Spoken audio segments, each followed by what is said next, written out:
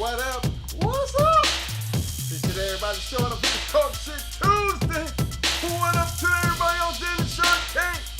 Y'all know, late stars, so don't worry about it. I see ya. Big shout out to all my people on the back street. Y'all know what time it is. Roll them up, roll them up, roll them up. Sit back. Let's go rewrite. Get that beer in your hand. Get that popcorn. Don't forget to take that bowl. Don't forget to hit that like button while you're up in here. Yes, sir.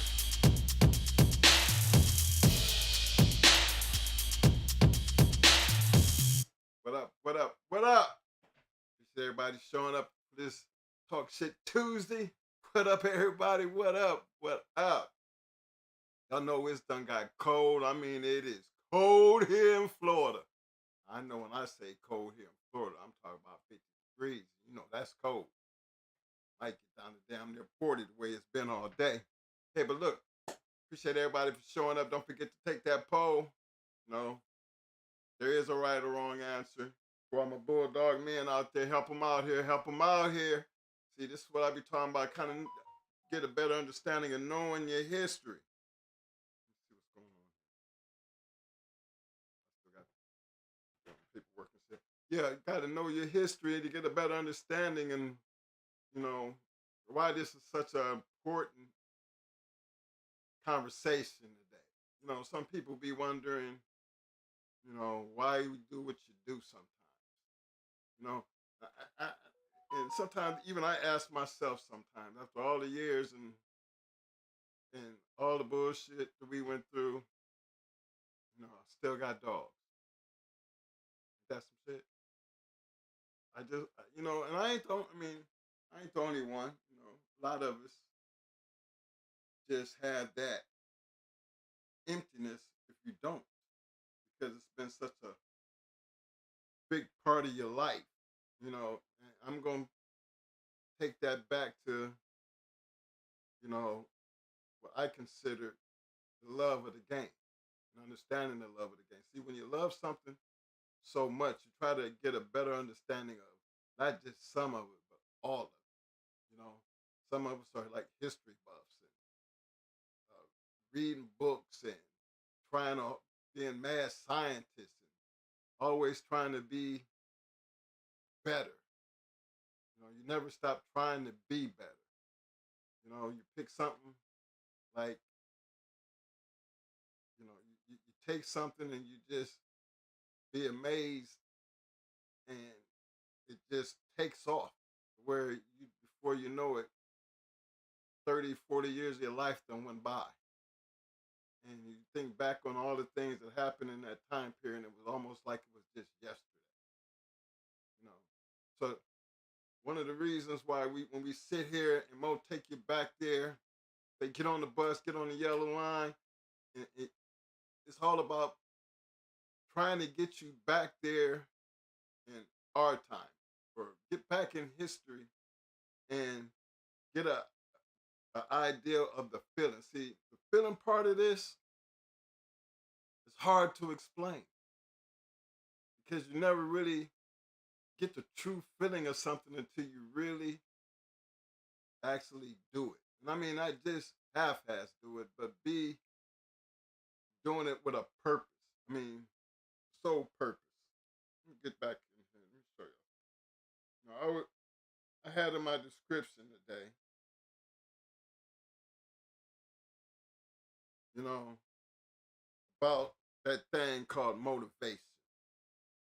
I'm just going to read the description if y'all haven't already read it. Because, again, when Mo come in, you know, how he do, he gets more into the dog thing. Me, personally, I try to get into, you know, the feeling part of why, even though it sounds crazy to a lot of people, why this game has been able to exist for so long. What I had in the description today for tonight's show, the history of the American Pit Bull Terrier is based on the motivation of the American Pit Bull Terrier DOGMEN. To get a better understanding of what this means, we have to understand the meaning of motivation. Motivation is the reason why someone acts or behaves in a certain way. It's a key factor in achieving goals, which can be personal, competitive, or based on society. Motivation can also be described as the process of stimulating people to take action to accomplish goals. I know that covers a lot, but what I'm going to try to do is just tie it in to, you know, this part, the American Pit Bull Terrier, the American Game Dog, the Pit Bulls. You know, there was a time, back in the old time with Tudor and all them, where they was matching dogs and having these big ass conventions. And if you read the stories, it was just like damn near an early version of the UFC. People come from all over the country, some all over the world, to match dogs. Now, in any sport, which this was considered a sport, everybody was trying to be the best of what they, be the best that they could be.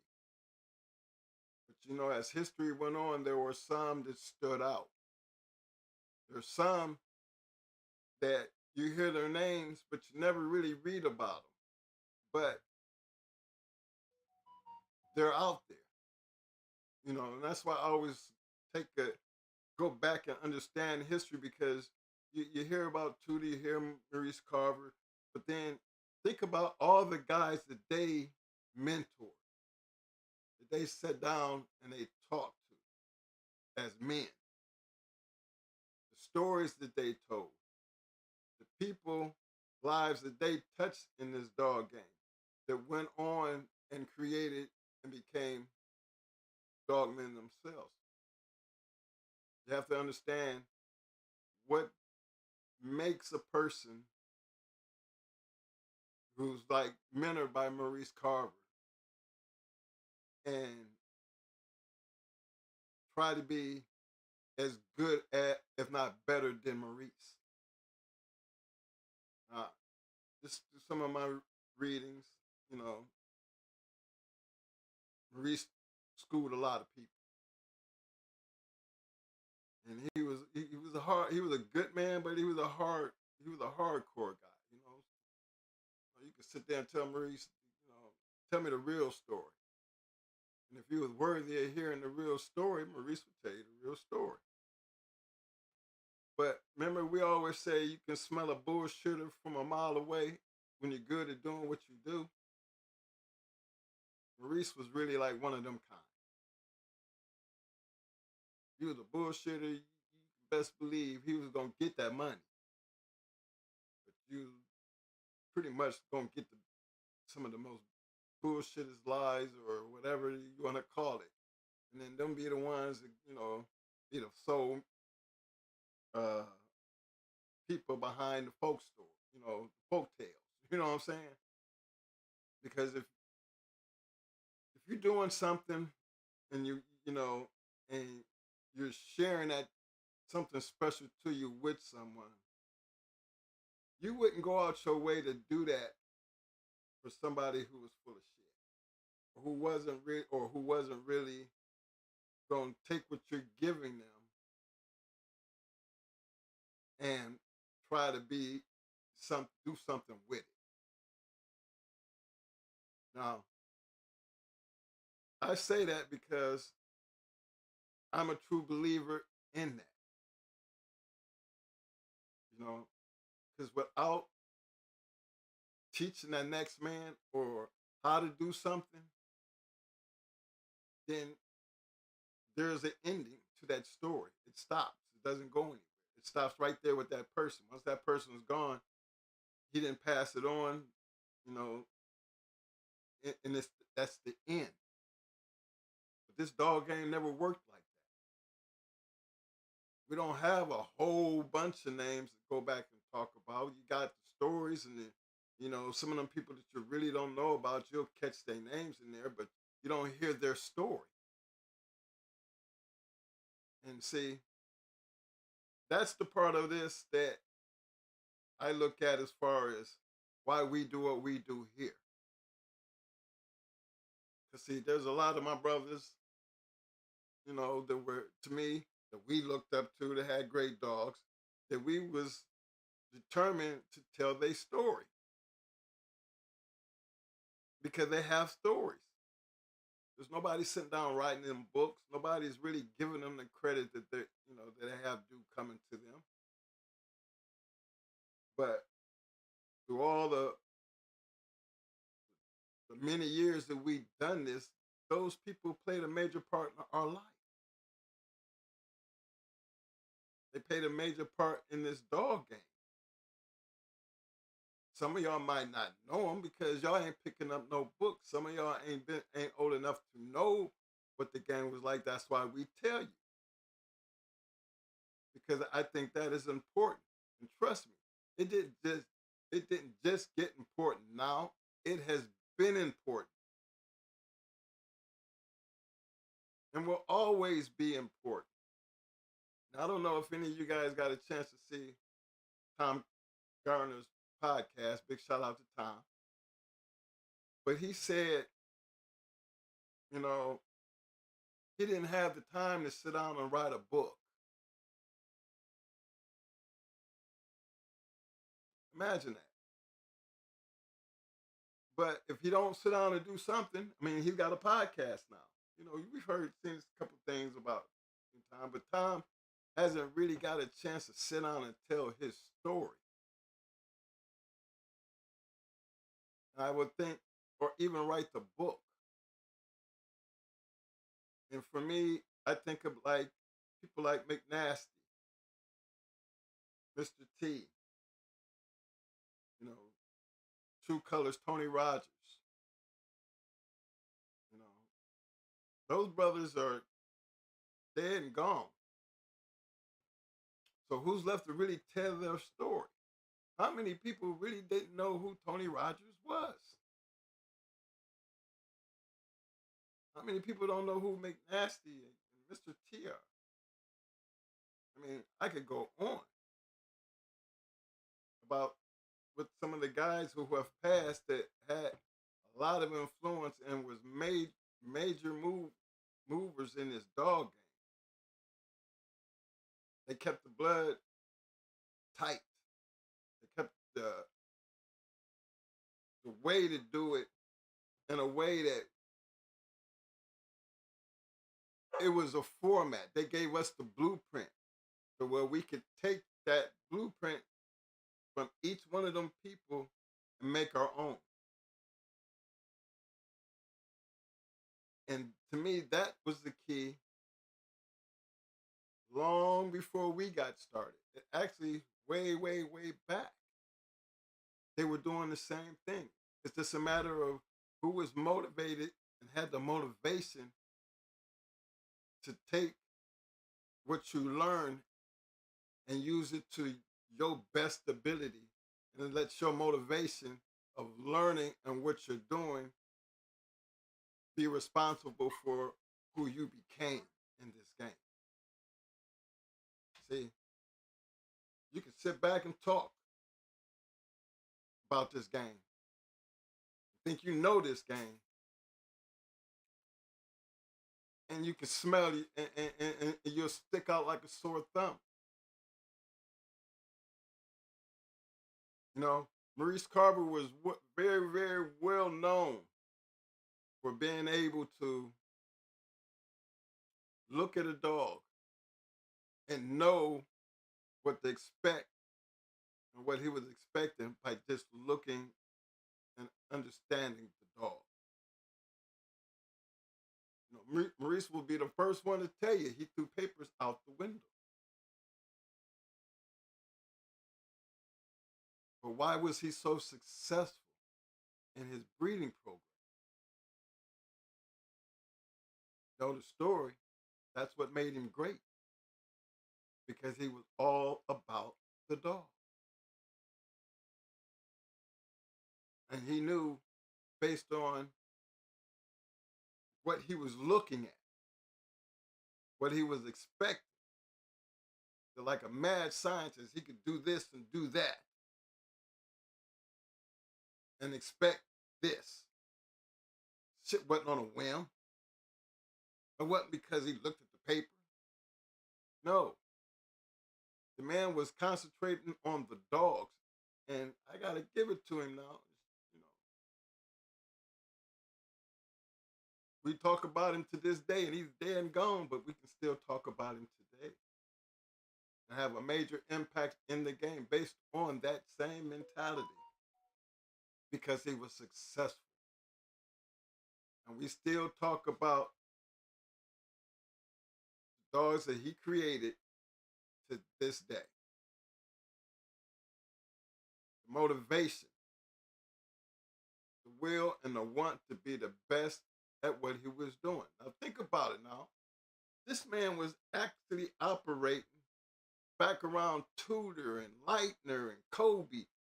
Look at the greats. I mean, we call them the greats. Them's the legends. Them's the Hall of Famers. Them's the ones that we can say their name, and if you're a real dog enthusiast, you would know those names.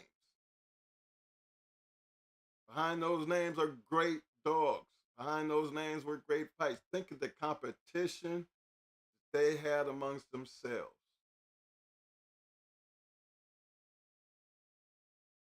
They were motivated to be competitive. They were motivated to create the best. And they spent their entire lives doing that. So it's easy for a lot of people to sit back and talk this game.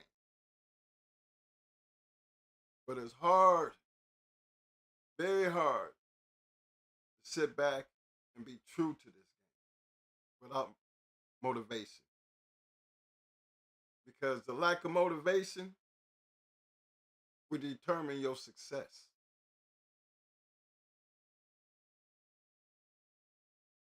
Remember that.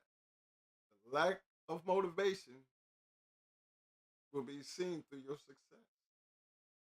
The more motivated you are in anything in life, the better you're going to be, the more knowledgeable you are. All the way down to doing this podcast. We're motivated. Every Tuesday and Friday, regardless of what's going on in our lives, we get motivated because, like I said, motivation can be all the way down to we motivated to try to make the game better, the people better. That you don't know we can bring to the table. Give a platform where people can share that information to make things better. Now you say, what good does that do for the game? Well, back in 1982, when we started dealing with these damn dogs, I think it was illegal then. That's all I'm going to say. It didn't start with us, and we know that. But something had to be there for us to start where we started and end how we ended. And to still be doing this and still want to do this, to me, that's what it takes to be motivated doing something, the love of something. That's how we're going to talk about that today because, again, I think when we start talking about breeding and the way things are today and the bloodlines and how people are doing things and how you're moving, does that hurt or help the game? But the true reality is the real motivated people who are successful at this, they're not all dead. Not Maybe not all of them out here on podcasts. Maybe you have them right there in the pocket part of the country. But maybe they are motivated enough to see somebody who's got that motivation and really wants to learn something, make the breeds better, to be able to create their own. That old timer might sit down and tell them something because he sees that in them. I know it's possible because a whole bunch of the boys we was running was seeing that in us. whole bunch of them brothers out there do what we seen in them. And that's why I can sit back and say there's certain ones that I know that I can truly say that I'm proud of because it does work. You love it that much and you listen and you try, you make it your own. What more can you ask for? And that's the whole thing. Everybody, the fraternity's dead, it's gone. Well, not really. It's not gone. It's the people who make up the fraternity. Just because you got a pit bull don't make you a dog man. I don't care what people say. Carly, what kind of dog you have or what kind of breed you working with, just because you have it don't make you a dog person. Dog man, dog woman. Real ones, they doing just a little bit more than everybody else. Yeah. They're gonna put in that extra work. They're always looking to get better. They're always going to be striving for the pinnacle of what they're doing. How do you know that? Because you'll see it. See, when you're good at what you do, when you're good at what you do, they're gonna find you. Because when you're good at what you do, people talk about it. Y'all see enough horse races, y'all see enough boxing, enough football. You've seen enough sports to understand what that means. The good thing about that is the bigger and the better you are, the more the controversy. You know, like they say, I heard it said on Tom's podcast about you can be so good that people don't like you because you're so good. That's a true statement. That is a very true statement.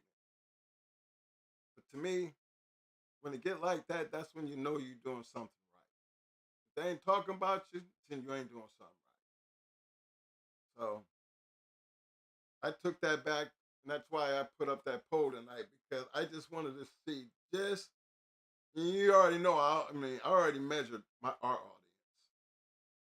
I have. I know who on the back street. I know who is in Shark Tank.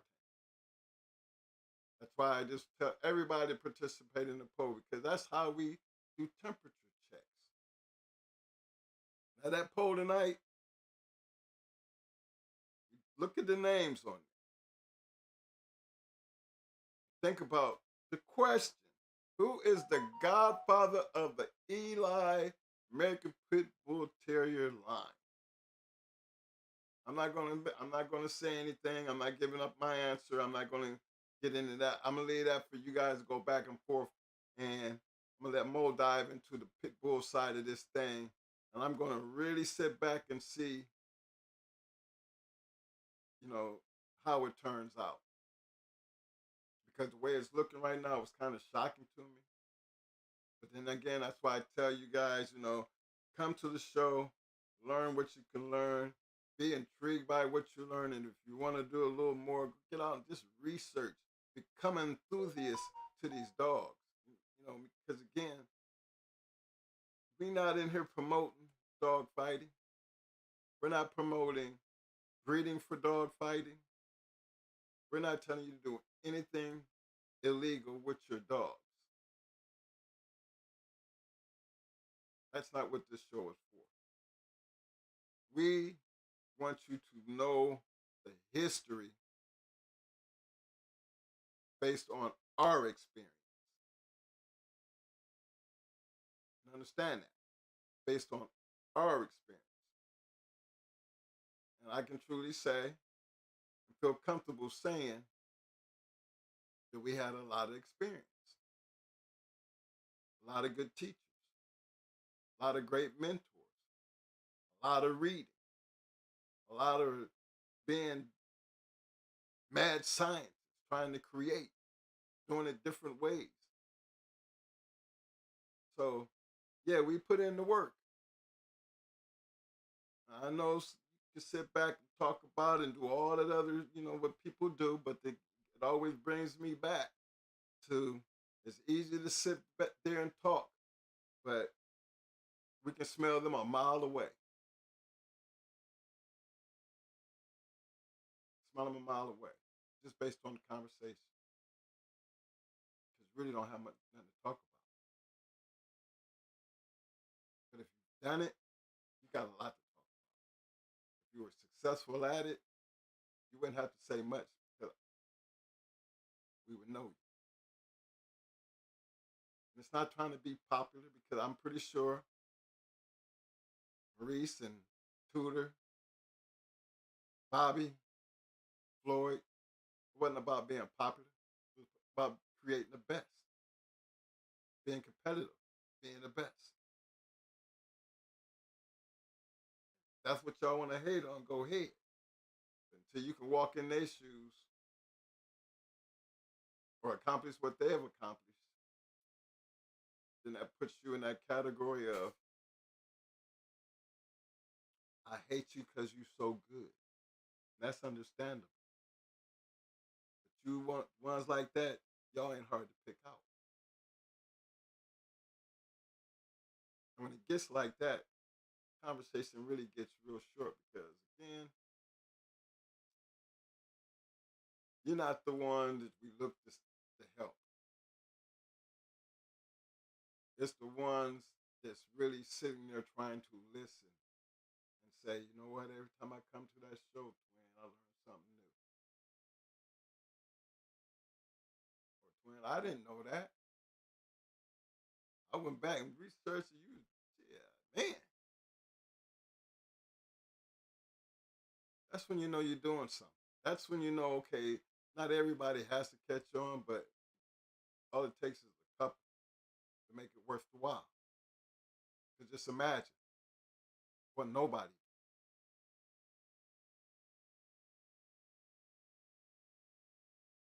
Because now y'all got everybody trying to do it. And it's always easy when you don't know what you're looking for. It's a little bit harder when they know you know what you're talking about. See, that's the part that they don't want you to know. They want you to keep being, dumbed down. Well, we're gonna keep trying to smarten you up. And sooner or later, that light bulb gonna go in your off in your head, and you're gonna realize just how much you love these dogs. And whether it be wall climbing, treadmill racing, you understand you got a bulldog between your legs. When you let it go, you already know everything about that dog. You know what to expect out that dog. You bred that dog. You can be proud of that dog. Now, it's up to you to make that dog what he's supposed to be. That's what I be calling dog. Again, this is just my opinion. All right, Mo, what's on you, baby?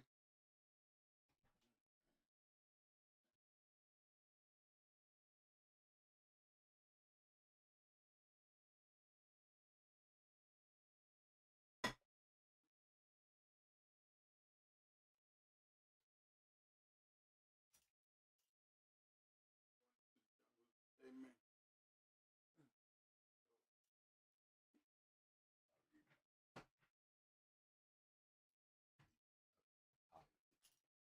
What's up, everybody? Good evening, good evening. Hey, Mike, did you talk about your 500,000, boy?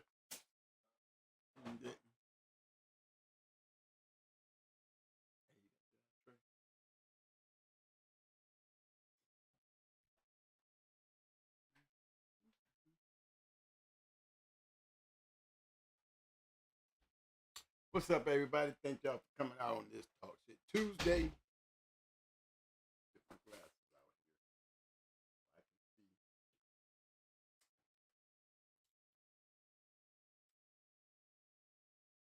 I know when it's cold in Florida, y'all. That means the United States is freezing. And it's cold in Florida, y'all. Especially down here where I'm at. I'm down here in Tampa, and it's cold. You know, I don't know about y'all. You get used to this Florida weather. You know, we get around 50 something. It's cold for us.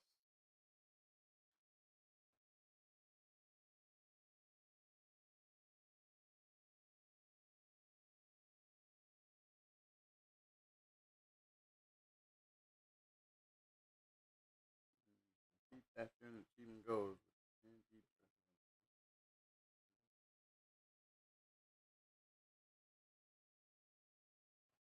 That's pretty good.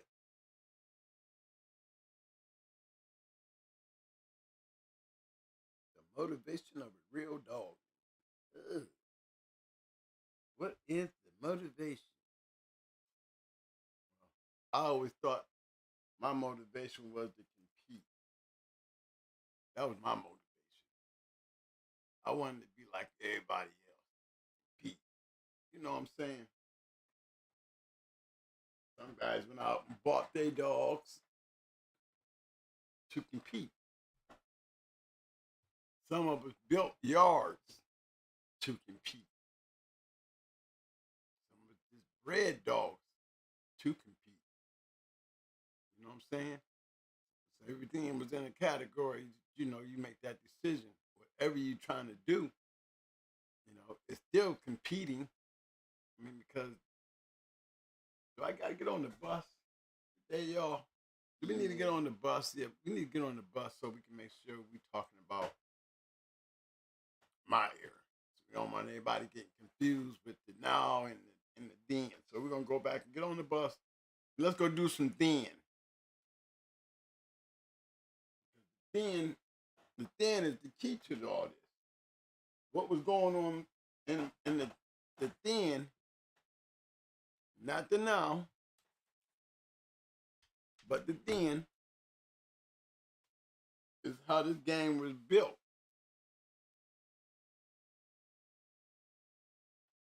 You know, I think Bobby Hall, he was motivator.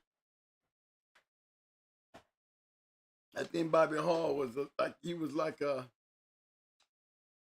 motivator in his older years on just producing the right dogs. You know what I'm saying? Reese Carver, same way. The older he got, the more great dogs he bred.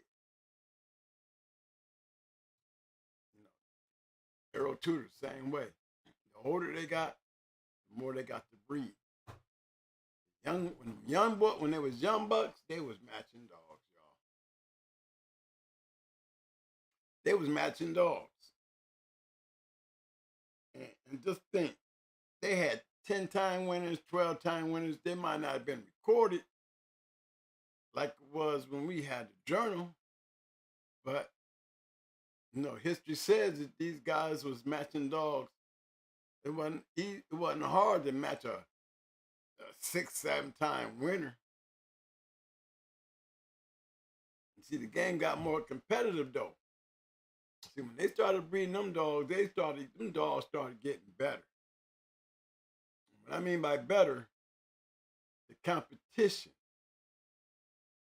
got better.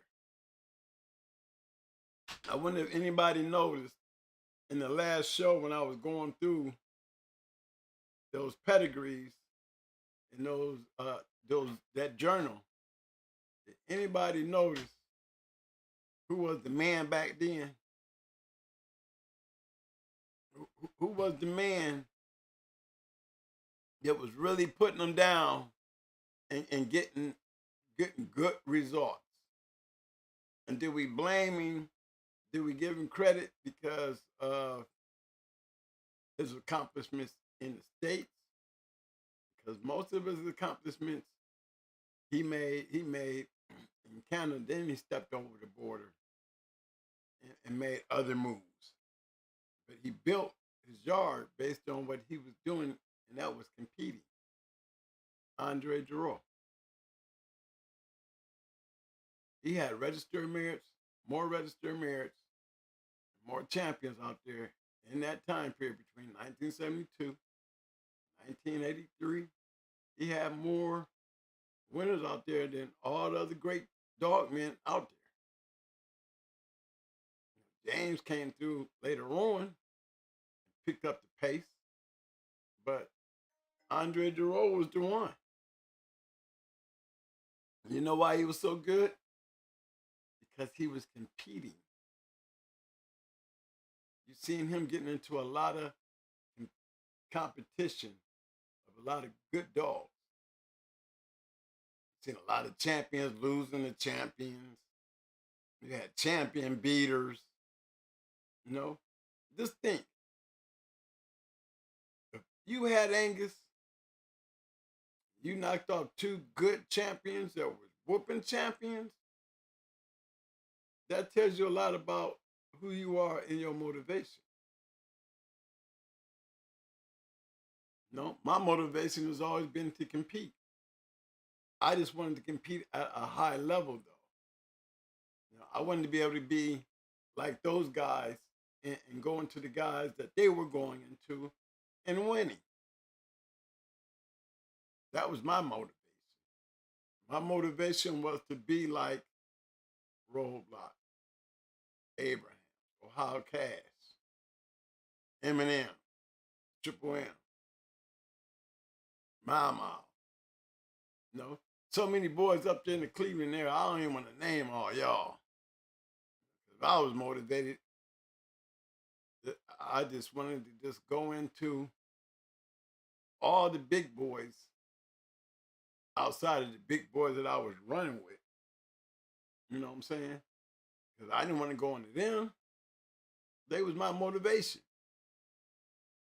I wasn't motivated to beat them. I was motivated to be like them. Wasn't trying to beat them. Like, shoot, they giving me secrets.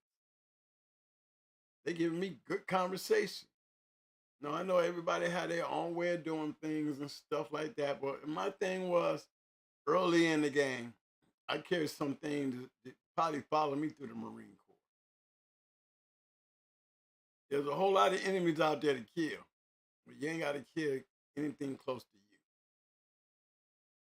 You know what I'm saying?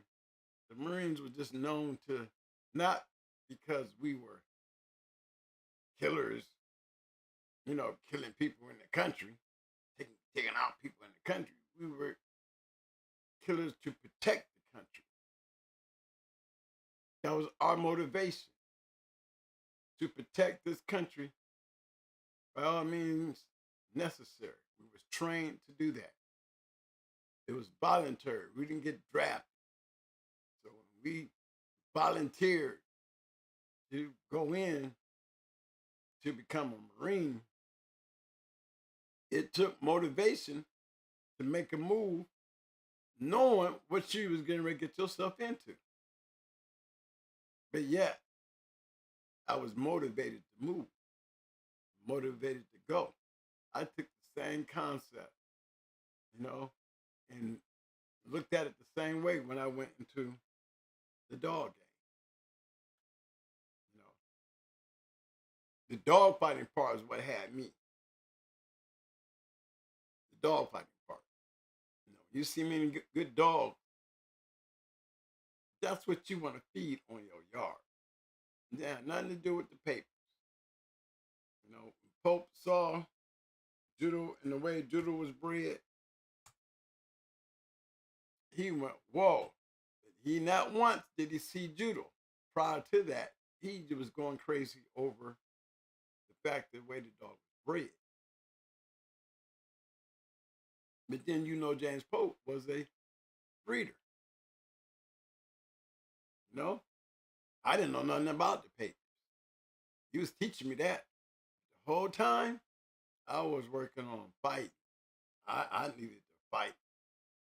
I wanted to have a good dog, be able to go out there and get inside that wooden square and compete. That was my motivation.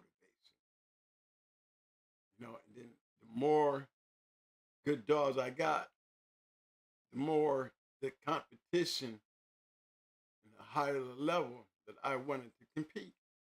Again, my motivation.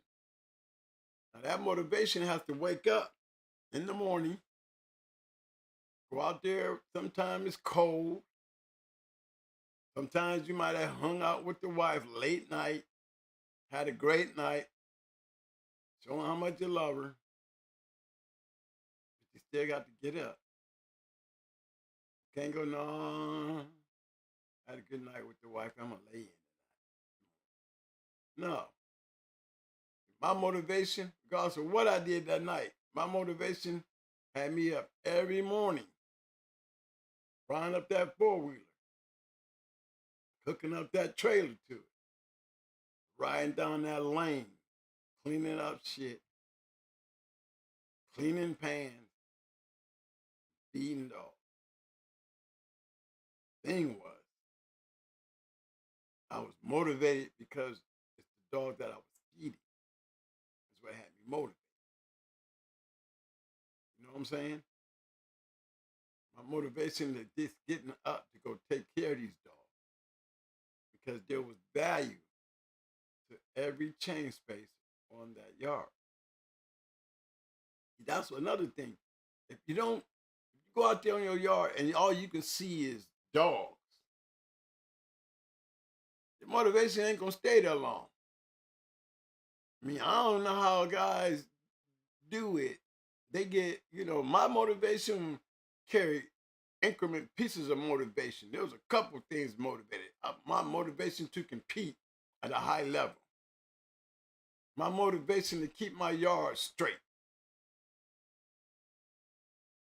Because I don't like dog shit. I don't like dog shit. I have a thing with dog shit. You come on my yard back then and now, you will come on my yard and you will find me seeing dog shit and might be in the middle of a conversation. You might see me stop. Hold on. And go get my rake and my little scoop. I just don't like dog shit. I don't like my dogs around and shit. It's like me flushing the toilet. You know what I'm saying? An automatic thing. I can't stand seeing shit. Okay? So there's motivation in that alone. This dude is motivated in his yard because he don't like dog shit. He don't like to smell it. He don't want to see it. Because I feel like my motivation in what I'm feeding, they don't deserve to have dog shit around them. See, that's what I saw. So I was motivated in making sure that these dogs didn't have to step in their dog shit, smell their own dog shit. You know what I'm saying? Because they was that special because of the value of that chain space. You see? You gotta have that motivation. The big around whole picture was to my motivation was not to be better than those guys, but just to be like them. That's all. I wasn't trying to be great. I wasn't trying to be Earl Tudor. I wasn't trying to be Maurice Carver. But I'm going to tell you what I was trying to be. I was trying to be a winner. I wanted to win. I wanted to win with those dogs that I was motivated into getting up and going out, regardless of what I did the night before, and taking care of that yard. That had me so motivated that I didn't want my dogs to be stepping in their own shit. I didn't want them to be smelling their shit. I wanted them to be clear of worms. I wanted them to be nice looking. No, that was my motivation. Because if you're going to be a good dog, not a great dog, this is a good dog, I got to treat you right. I got to do all these things to make sure everything works out right. And then it comes down to that time of schooling them. See, that was one thing that I learned early in the game. Somebody told me, twin, to build a great yard, you have to be motivated to take care of your yard. It's more to it than just going down through there feeding the dog, cleaning up their shit, making sure everybody had clean water, nice ass stainless steel food pan. Yeah, all that looks good, nice dog house. But no, the main thing was the fight, building to that day. Imagine, before I even got in that deep, now I'm losing dogs, people stealing dogs, and my journey is rough because I'm taking the L's in the learning, and I'm taking the losses. So in the midst of me learning, taking losses, it never interfered with my motivation, my main motivation. You know, I didn't lose my motivation when they stole certain dogs. You know, because my motivation was already set forth in a plan that I lose this dog, I still got this dog. But when they took Mikey in judo, I didn't have much left. But those prospects kept me motivated. I never lost the motivation, even in my losses. Because what did I want out of all that? With all them different types of motivation that had me doing this, what was my biggest motivation? To compete. To get in that wall, see that person across from me, put my hard work to the test. Did I do everything right with this dog? And didn't care who was standing over there. You know, I hear this thing about money, you know, and how the dope game messed up the game. Well, the dope game messed up the game because you already got a criminal element that you're involved in. And when you bring that criminal element into another criminal element, it's just, yeah, you're magnifying it. They might arrest you for dope, but then they find out that, you know, you got a yard full of dogs. Now, if your motivation was in the correct manner, hopefully your yard was good enough to where they couldn't take your dogs. But most of the time, when you got the drug dealer and the dog fighter all in one, we have a tendency of scarring up dogs and then getting complacent and having them out there on the yard. And when they raid your house, they're already looking at you in the worstest way. So they're going to take the little thing and make it worse than what it really is. All because they got this one thing that they can magnify to the point that makes everything you are fucked up. Oh, he's a drug dealer. And on top of that, you know what else he did? He was fighting dogs. I found treadmills. I found breaking sticks. I found equipment. I found medicine. And they put all that shit on TV. Because that news channel, they want to see all those listeners get on there and start typing. Oh, tar and feathering. They ought to tie him to a chain. To get their views.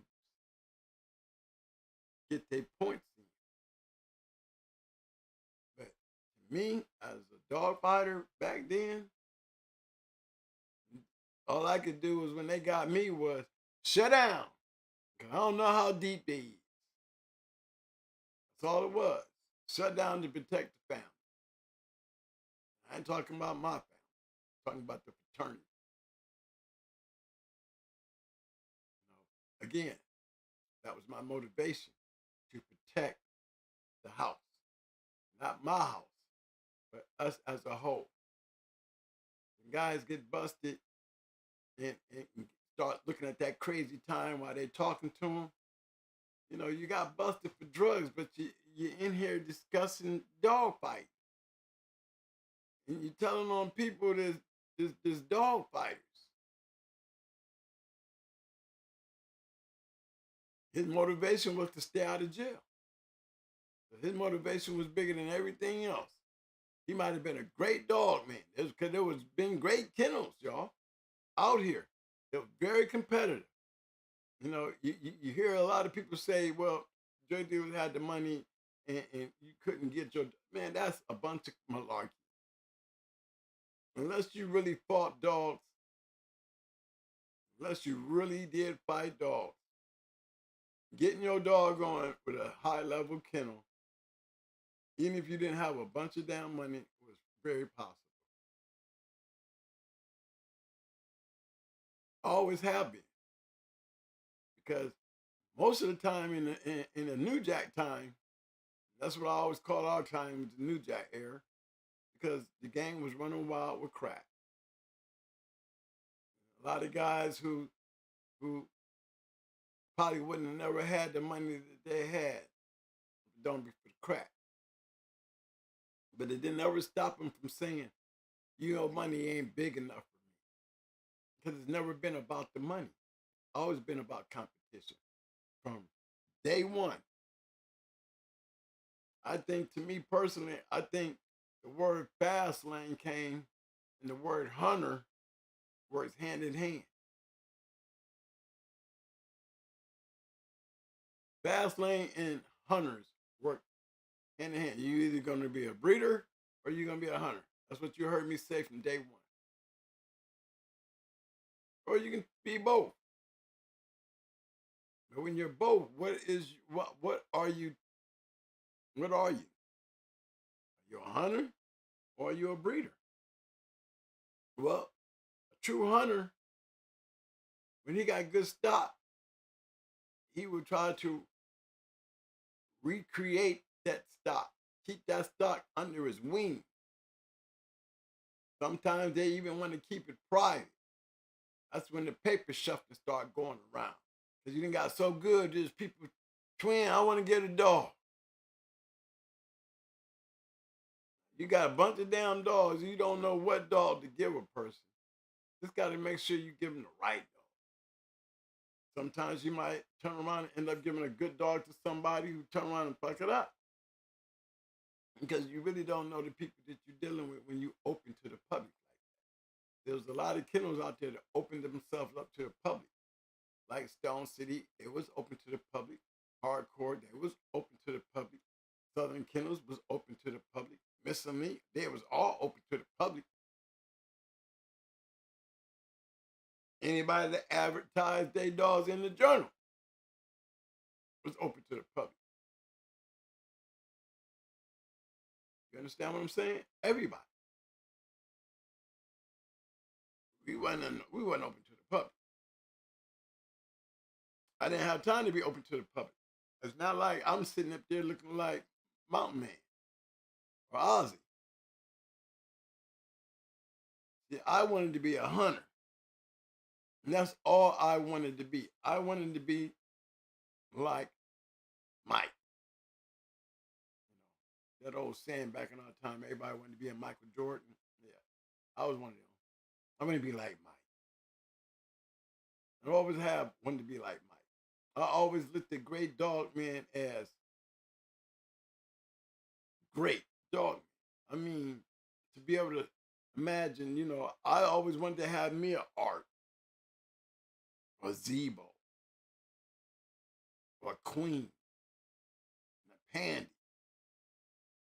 You know what I'm saying? These are badass dogs, you know? I always wanted to have one like that. So I know what it looked like, but you have to go through a whole lot to get the chance to experience what it feels like to do that. You know, I think Angel, for the opportunity that I had when I got a chance to see Mayday. You know, it's like my whole motivation was running around with my kennel partner.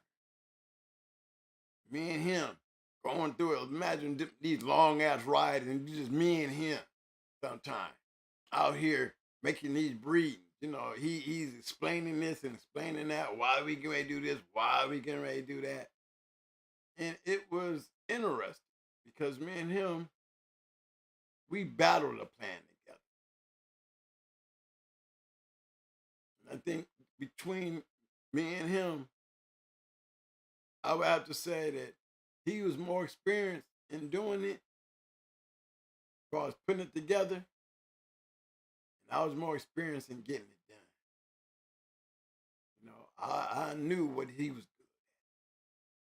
He was good at putting them together. Me, I was taking what he was putting together, and doing what I really wanted, put him down.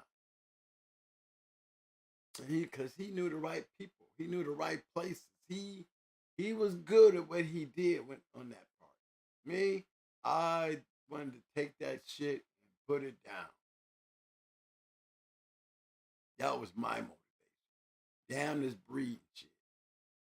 I ain't trying to have a whole bunch of damn puppies. Ended up with 4 stalls of puppy pens. Literally built them myself. Big old nice pretty old puppy pens out there on the farm. Wasn't gonna have no more than 4. Told myself I ain't gonna be no puppy fella. I was grabbing dogs and breeding them and just to go through the litters. Like a person looking for a sock, mate to a sock. You got the one sock, but you like these socks. Now you're trying to find a mate to that sock.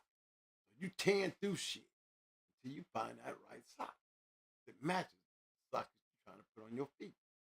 That's how I was on my yard. You know? I mean, they killed millions of chickens just for us to have a Kentucky Fried Chicken and a Popeyes. You ever notice that?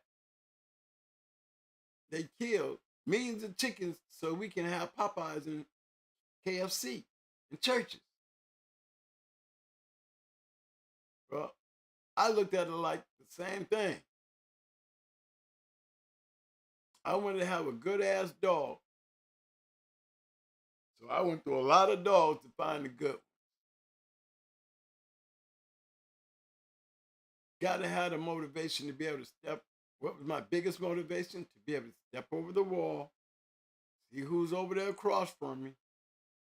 Really thanking him for having me in the opportunity to be able to do this. That's why I always respected all dogmen.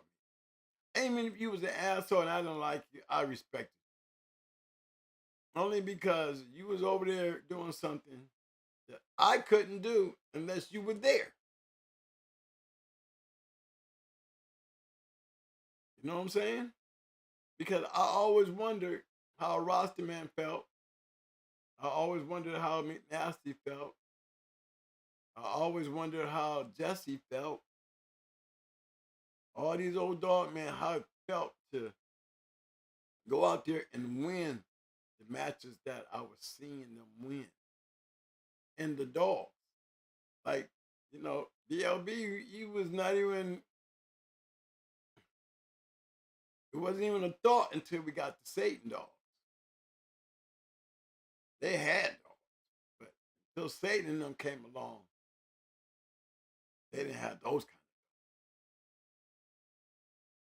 of dogs. So just to think you can become a sensation with one dog, IBM in particular.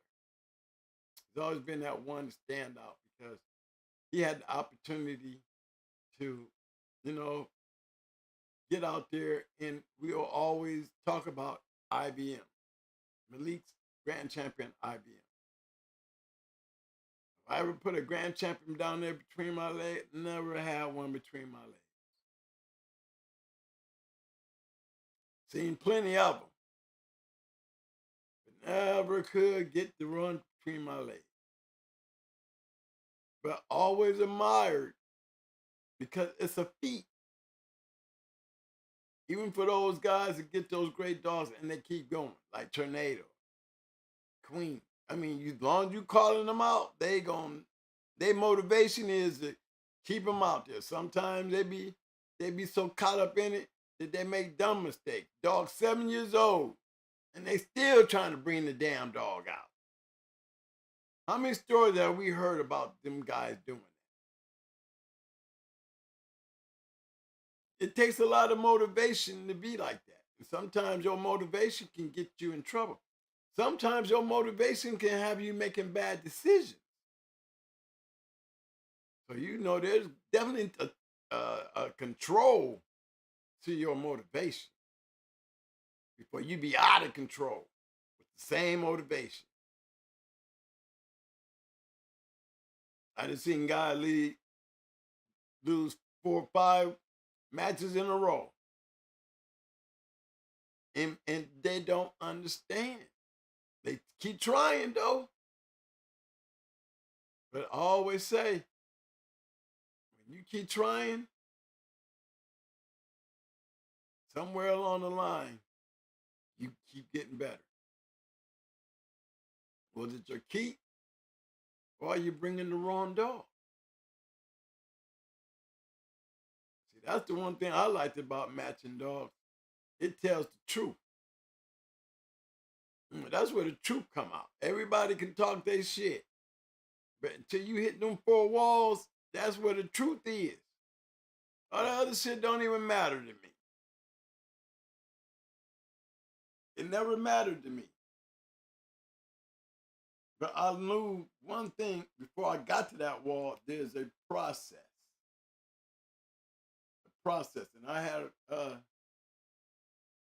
noticed many of them always said, when you ain't got the match dogs on your yard and you're trying to build a yard,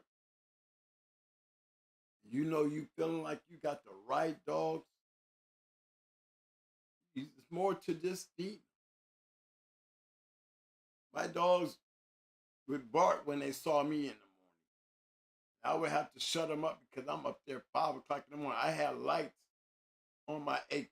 I had lights where I could hit one switch and about 20 lights going down this way, 20 lights going down this way. My whole yard would light up. You thought I was a prison because I was up there so early in the morning taking care of. Main thing that I always thought about was, as you raising the dogs, being a trainer, I had to have a communication with the dog. I can't tell the yard to shut up, and they supposed to all understand. I mean, at some point that I had to go through individual dogs on the yard to teach them that when I say shut up, that means you do what all the other dogs and figure out what that means. But I don't want a bunch of dogs barking in the morning. I need a quiet yard. I can understand when y'all hear that shovel get down in there and hit that dog food bucket, that. Or dogs hear that, they know what that is. So they get a little antsy. Sometimes I would have to stop up, grab my little PVC pipe, find out who is that noise breaking before he get everybody else riled up. Keep them quiet. Another thing, during the day, how we can turn up our music. And down here in Florida, Latinos, they turn their music up and they like be up. They tell you you're supposed to have your shit down by 10:30. I haven't seen them do all-nighters. All I'm hearing is that, the Mexican music. But see, in my case, I'm looking at this the same way. I'm trying to take advantage of my noise control. But during the day, you see me riding around, I got some bouncy ball on the back of the damn 4-wheeler on a long old rope, and I'm riding down through there watching this bouncy ball bouncing all over the place. There's dogs hitting the end of their chain, trying to swing at it. They're so happy when they see the four-wheeler with the little bouncy ball. Oh, he's going to come down through here. So the yard is on full crunk. Even my little puppies, they get used to it because they're patterning off of what everybody else is seeing. See, in my eyes, I am the leader of that pack. And we're all one big family. I'm just in control of all this. So it's like a pack. As I'm doing this, even the young dogs learn. You know? And while you're doing that and they're learning, they're not being so scary. Remember that going down through there, that noise? My dogs are not afraid of noise. That bouncing ball bouncing all over the place on that long rope. I'm flinging down through that, bouncing all over the place. They ain't running from the ball. Actually, they all at the end of the chain trying to take a snap at that mug as to go flying by. So they ain't scared of the bouncing ball. They're not scared of the noise. They're not scared of me coming out there with that damn PVC pipe popping their ass over there with that swish. They hear that sound, they know, oh, I done fucked up. Let me shut my mouth. See, it's a pattern. Okay, now to be able to do that, it takes me to do that on a regular basis to build a yard like that. So when I take one off and hook him to that four-wheeler, you know, that prospect, now I'm starting to run with him so he can get used to the four-wheeler, running with me or chasing me. He's not scared of the four-wheeler. But I need him to do this. And they learn this because of my motivation to get up every day, clean up shit, ride down through there and clean and feed, go play with them, communicate with them. Because when it's time for me to take them off the chain, and they doing their thing, they fall into a whole nother level. But guess what I'm not dealing with? I'm not dealing with a shy dog. I'm dealing with a motivated dog that wants to hunt because I aggravate them every chance I get with that big old bouncy ball. Everybody want that ball. Then I started tying cowhide. You know, I was buying a bunch of cowhide and I would hook that to the end of my thing. It had me about 3 of them. Just going around there, dragging it through the yard. Then I would get me a pole and just stick it up there on my four-wheeler and just on this side, I'm going down there holding it. With it just hanging there. And everybody's snapping at it. So I didn't have a shy dog. I didn't have a dog that didn't want to work. Never had a dog like that. Because I had to teach him how to hunt something. My puppy. I used to take him and just, remember I'm on a big old farm, but I used to take him and just let him loose in this one area. And I would ride around in circles on that four-wheeler. I'd be like, hell, I'll run over one of them motherfuckers. You know what I'm saying? But I used to run around, and they used to, at first they didn't catch on. So you got to play with it a little bit. You know, I used to take it in and hang it up in their little cages and shit and just let it hang there. So instead of y'all biting and fighting on each other and shit, y'all go ahead and attack that thing. Okay, so now I need 2 of them in here because, you know, if you got 6 or 7 puppies, you know, it gets rowdy. I need to separate them a little bit, put one over on this end, one on this end, and let them get used to that. So when I get old enough to bring them out the cage, they're already acclimated to attacking this little rawhide I got here. Giving them a reason to want to hunt. Was I'm riding around on a four-wheeler or vert poling on a pole. So when I want to put him on the mill, he's not even worried about this thing that's under his feet that he's, what is this? Because what I used to do is I used to take him in the young and just let him stand on there. Didn't like to grab one that wasn't. If you wasn't flirting, then you wasn't getting on the meal. Because I need you to be more excited about you getting your mouth on that high than getting on this damn meal. Because if I can get you to want this high that bad, you're going to run that meal. And you're not going to be scared of me. See, all the puzzles and all the different tests and motivations that I had to do these things, I was motivated to get the big ball. I was motivated to tie this rope on this four-wheeler. I was motivated to run down through the yard with this thing. All those little intricate parts was building to my biggest motivation. My biggest motivation was to win. Put him down. I was motivated to give it anything I didn't like.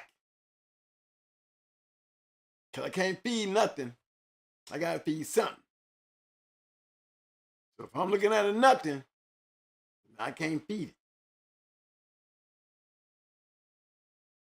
I wasn't feeling sorry about it. Because every chain spot carries a value. And my values didn't consist of papers. I'm going to tell you, I had a pretty good system together when it came to me and my registration. Because I was an APBTA man. Best thing could have happened to me was James Pope. But I was real anal about keeping up with my papers. But the funny thing is, when I registered my letter and gave them all going hard names, I didn't have to worry about those names. You can call him anything, but here's his registration name. I always gave my dogs anything coming out going hard had a registered name. And the thing about that registered name is because I put so much work into these dogs. It was my motivation to carry not just from out of the womb all the way down to the registration. And at times you got to empty some spots. Did I go in there and grab the paper and rip it up? Probably the last thing I did. Probably was doing that one day when I was doing something on Sunday. Go around there, grab those papers and start going through them and getting rid of papers that just didn't have those dogs. It wasn't for the public. It was for me to be able to keep up with what was on my yard. I always felt like I could count my papers like recalculating like a register or a cash drawer. And those papers should match the count on my yard. I got 80 papers, then that means I got 80 dogs. I mean, each one of these dogs got a paper to it. If I had 100 and now I'm down to 80, then believe me, I know what 20 is gone. All that has everything to do with motivating, a whole bunch of different things. If you got that, then that's what keeps you motivated into becoming good. Because every one of these guys that I'm talking about, man, back then in the day, this is how they was. I've been on some nasty yards. I've been on yards that when you pull up, you can smell their yard. But I can never say I've ever been on a great dog man's yard and seen that shit. I've seen Super in that yard, and I don't even know. It takes a lot. I mean, you got him. I guess he's up downhill, so all the water that runs through it's already been filtered, but he used to throw his dog shit right down there in the creek. He used to say, oh, it'd be all cleaned up by the time he got down where it's going. I mean, you know, me, I'm walking around wheelbarrows digging big ass holes. Yeah, that's what I used to do. I used to go around with my trailer. I had a trailer just for dog shit. I would take that trailer, clean up the yard, and then I had a big ass hole back there in the yard where I would go and dump that trailer right down into that hole. You know? And then when that hole got a little full there, I would just push the dirt over it.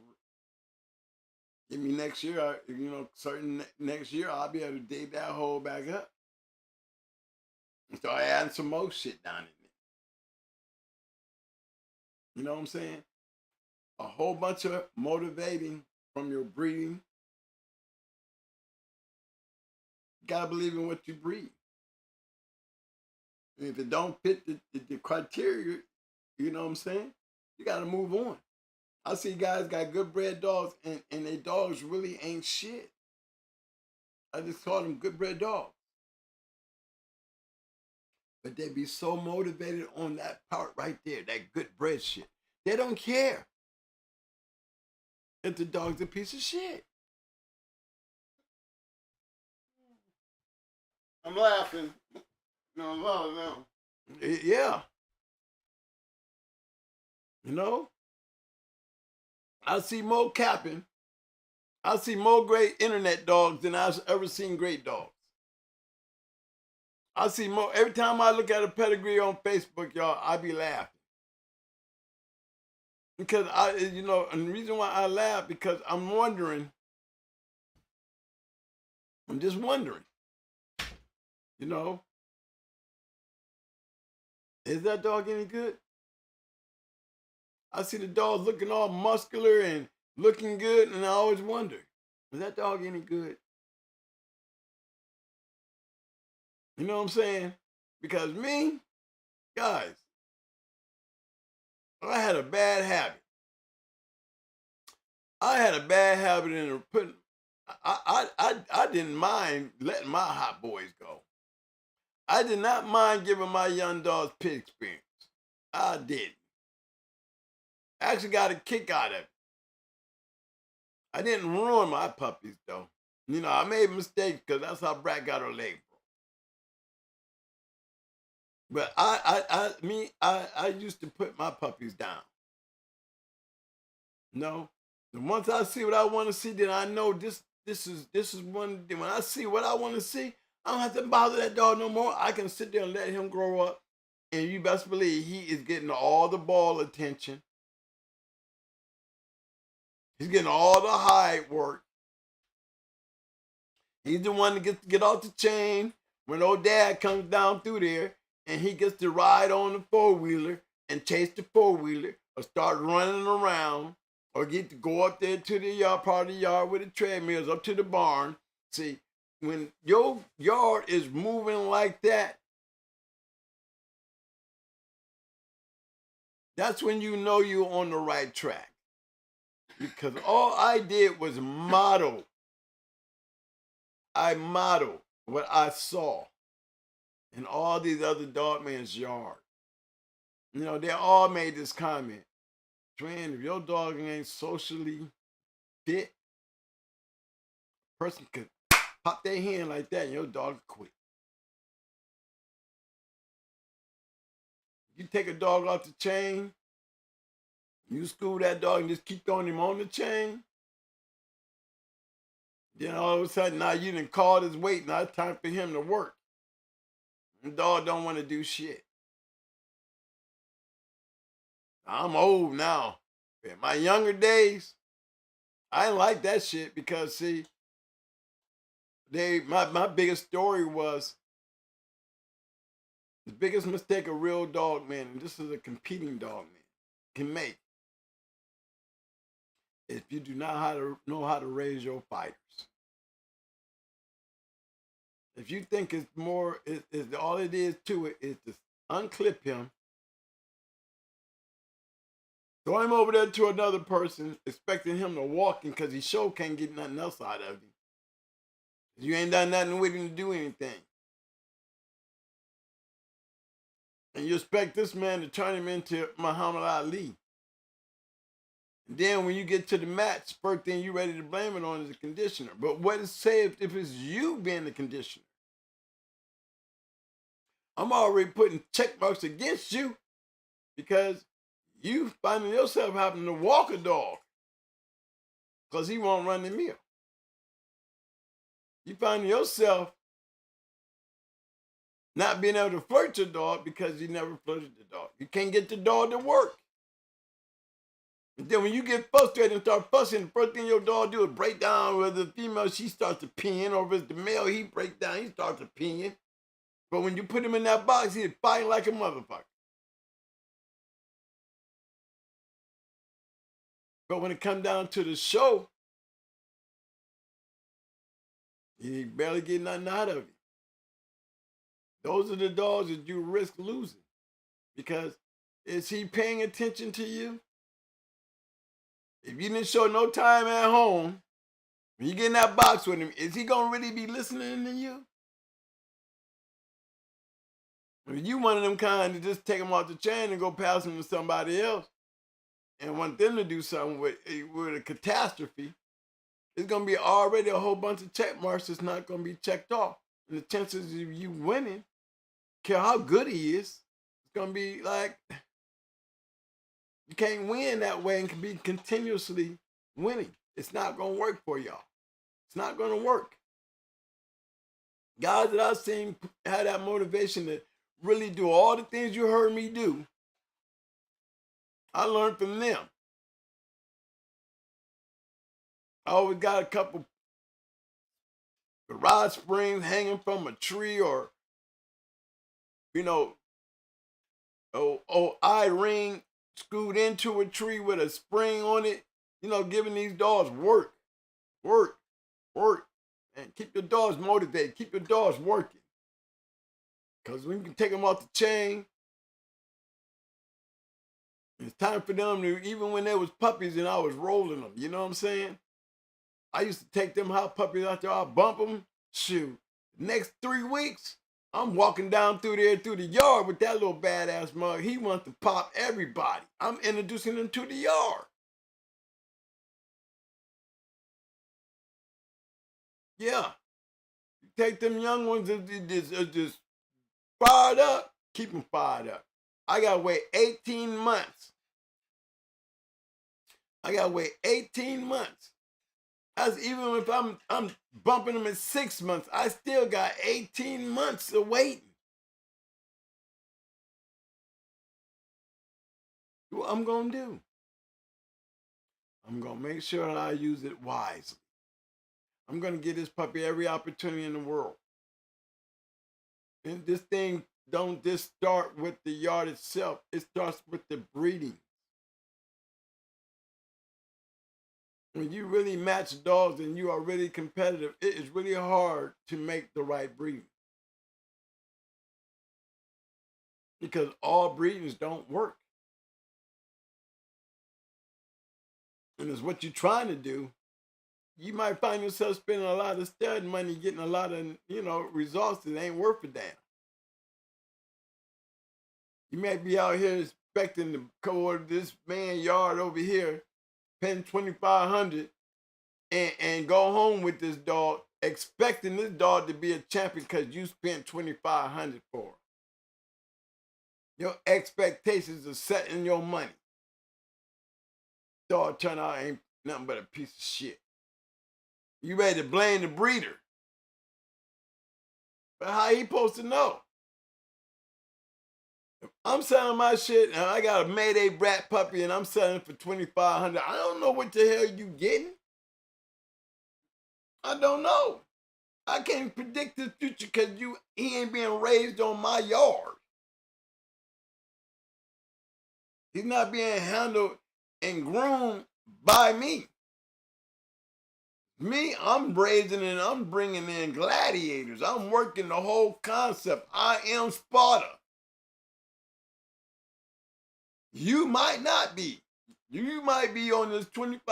I bought this twin. This is off of Medi and Brat. I ain't got to do nothing but wait and be disappointed and ready to blame me when the shit don't come out right. Well, I can tell you something. We got a whole bunch in my day. We had a whole lot of motivation going on. And the motivation was to compete. And then that competition is what I consider is what was always called the fast lane. What is the fast lane? It's the motivation to compete. Your hunger to be able to, it's like you gambling with the dice. When you gambling on that block, you know how we used to gamble right there on that block? We'll break down anywhere. Get the flinging money all on the ground. Your motivation is to hit that number, hit that point. You would just think, rolling. It's still up for grabs. With dog fighting, it's the same way. You might have a skill on how you fling your dice. You might have a skill on how you hold your dice. So whatever making you win, you're gonna ride with that. You're gonna believe it's that right there. That's how it was with dog fighting. You get something, you see it, and it becomes part of you. Whatever you're doing that's working, you continue using it until it stops working. And you got to turn to something else. See, the game is not that way, especially, how can it be that way now?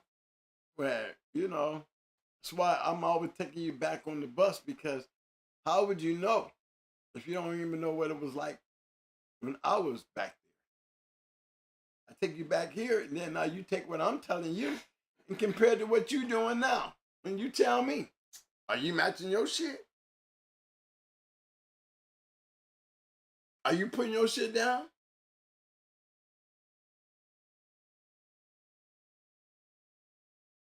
That's what this show's about. And for those who wants to do that, I don't know who you are, where you at, or whatever. Have the motivation to do it, because the fraternity is a fraternity. Everybody wants to be in a fraternity, but what fraternity are you in? The fraternity I was in, we called that the fast lane. Whether you like to hear that word or not, if you never competed that way, then it shouldn't mean shit to you. If anything, it probably irritates you because you ain't got no fast lane shit. To be a fast lane dog, you got to be in a fast lane match. You have to have the will to go looking for whatever it is out there and telling yourself that I'm trying to put him on the best shit out here to see if my shit is good as they shit. That's what matching dogs is. Matching dogs ain't grabbing a dog and trying to find a sorry ass dog so you can win.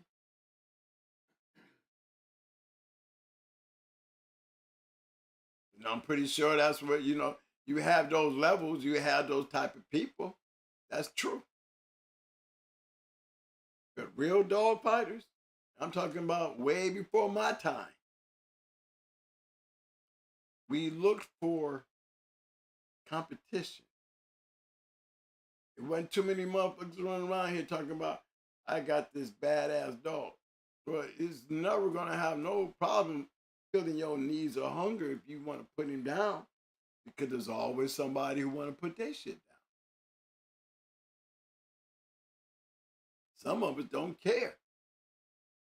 I was just remember that thing where Lockdown Rudy was in that editorial he wrote. Remember when he said he did his homework and he looked into the dog? Me, I never did that shit. I never done that. I never looked into what I was going into. I really didn't care. Because my dog don't know. So I'm gonna stay on the same guideline as my dog. I mean, when Ohio Cash went in the True Colors up there in Outrage going for his grand championship, you know, I always wondered, why did you take that shot at that full-time? And this is early in the game, you know, when he went into Outrage. And I always wondered, you know, why did you go into Outrage? Was you really thinking you can beat him? He was saying, I know I could beat him. Even after he lost. He said he went into Outrage because he knew he could beat him. But you lost. It don't matter. It ain't changed my attitude. I felt like I could beat him, so I matched into him. That's a good point. Don't worry about who you going into. Just make sure that you're going in with the right shit. You're doing the right thing to make the right shit happen. Can't go no better than that. You know what I'm saying? That's the best way to go.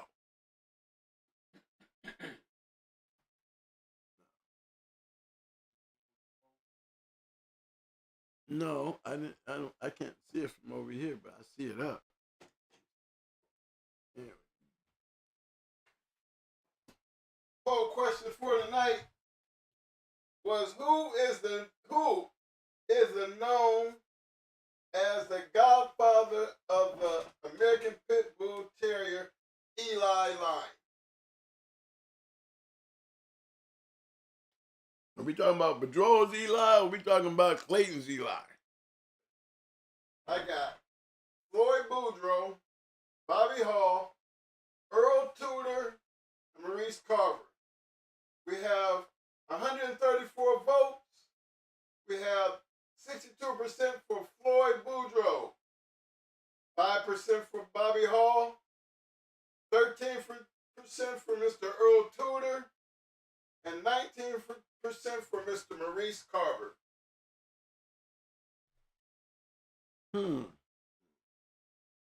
Well, Boudreaux's Eli is the creator of the Eli dog. You want to start somewhere, you want to start with Floyd Boudreaux. That's where you start from. Now, if you want to start with Eli, Boudreaux's Eli, then you got to go who produced Eli.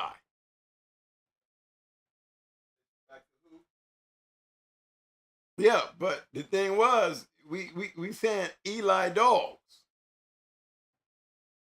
We didn't say Boudreaux. You know, when you say you said the creator. Well, the creator is whoever had Eli, the Eli dogs.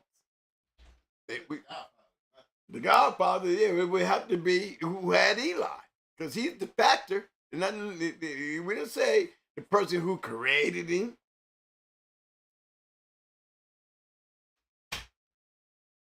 No, we're talking about the line itself.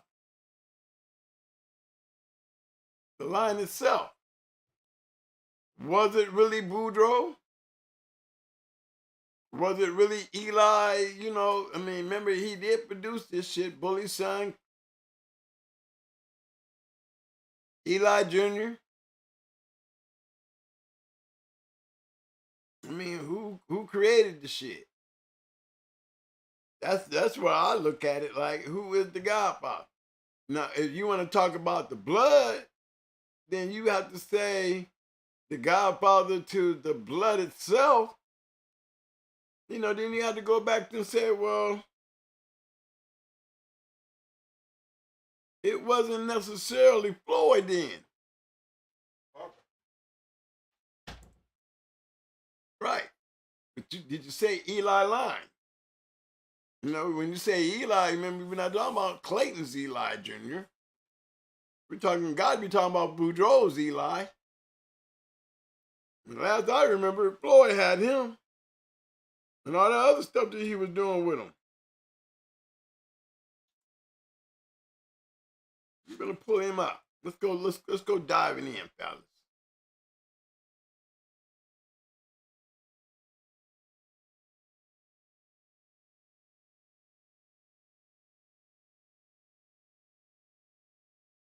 Floyd Boudreaux. Boudreaux's Eli. Boudreaux's Eli.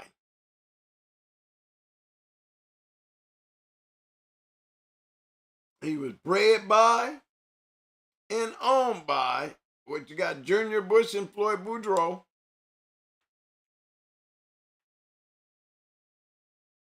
Said he was the last owner. Old Junior got him stolen. Old Junior Bush was the last owner of the old Eli dog. But he was a 2-time winner. And if y'all notice, who do we see there? We see old Floyd doing all the work.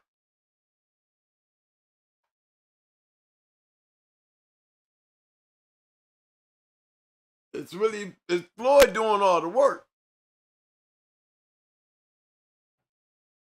But if you're paying attention to what Floyd was doing, because the way I'm looking at it, I'm looking at Floyd with all the bitches.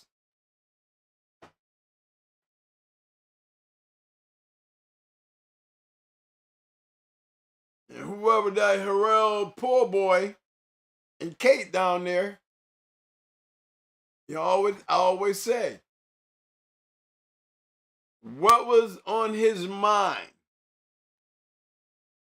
when he wanted to take Tammy and breed Tammy to Blind Billy? What was his motivation to make that happen? Remember, this stuff is not, when somebody makes a breed and creates something great, I always felt like, if the dogs are not on the yard, it's like me going off the yard and breeding to the dogs that I bred to. I had a motivation to do that.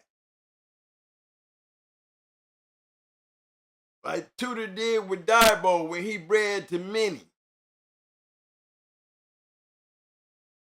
Knowing Minnie come off of Arizona Pete and Hines was Bambi. So, Earl, he got to be dealing with some of that Heinzel.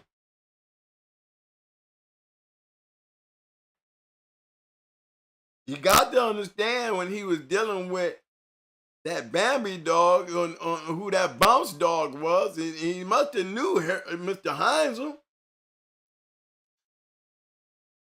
But as I remember the story as it went, is he went and got Diabo. Earl didn't produce Diabo. He went and got Diabo from somebody else. But he must have been a real special dog for him to go get him. And we talking about, these are dog fighters here, y'all. We ain't talking about no, these is hunters. These is hunters. Because me personally, I probably would have never had Boudreaux's Eli just dealing with Blind Billy.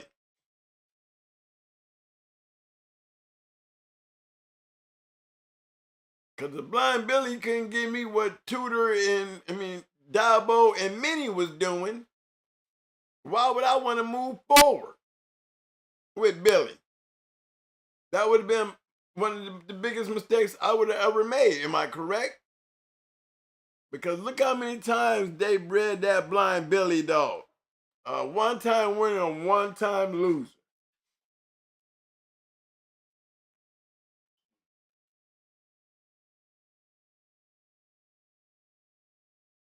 You see that?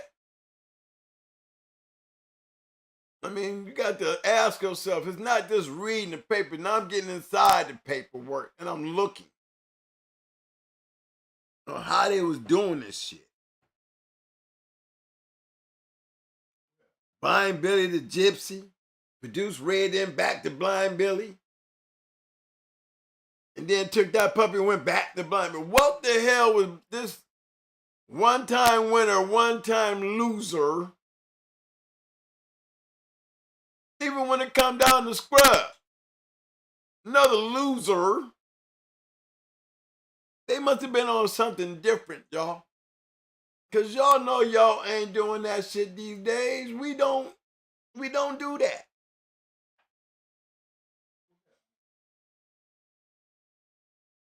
Carver. He ain't got nothing to do with these.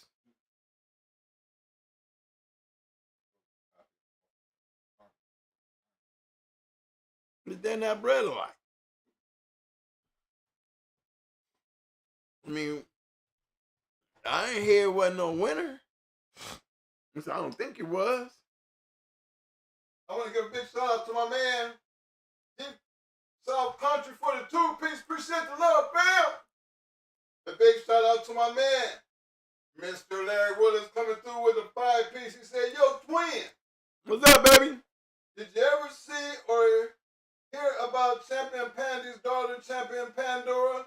Yeah. She was a killer too. Yeah, I knew about Pandora. Yeah, we knew about Pandora. They said don't open that Pandora's box. Don't open it. Yes, but Blind Billy, Mike, right? You're going to find Blind Billy all up in Iron Head. That's why they said Boudreaux was basically copying what Carver was doing. But Carver took Blondie over there and bred the Blind Billy. Yeah. What was his motivation? Look, Carver and Black Widow. Remember what happened? He bred. Who's that? Yeah, they do look alike. Certain areas, they do look alike.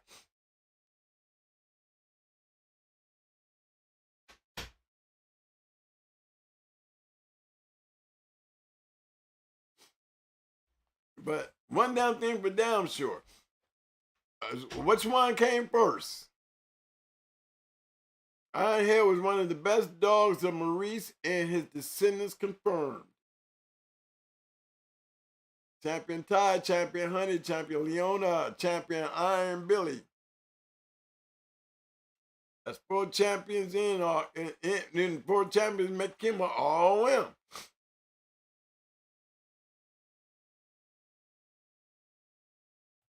But they definitely was onto something. And again, Maurice Carver had to breed the Blind Billy. So that who had Blind Billy?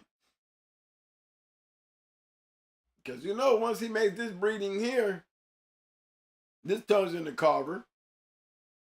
You have Black Widow, that turns into Carver. So Maurice Carver was already over there messing with that Blind Billy stuff. And either Floyd had him,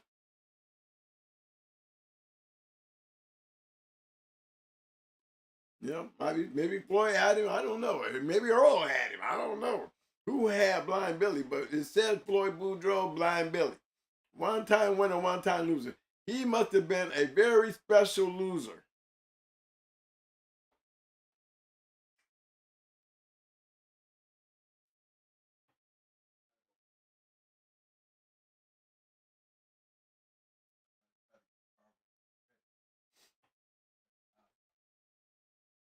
They tried to give it to Carver. But I mean, Carver comes in there a little late to me. You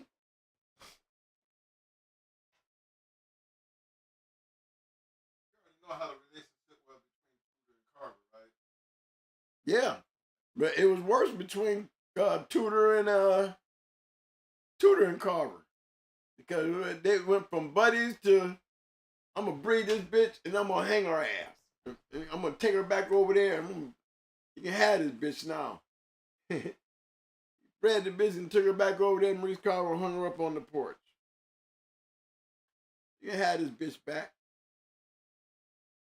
Just imagine what that was like. But yeah, I can see a point there. They are bred like y'all. You see what I'm saying? But Floyd he was the one on something because he the one who started it. He was a smart one. Let's go look at Blind Billy.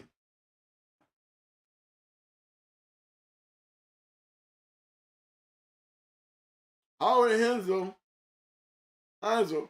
he bred him. Floyd bought him.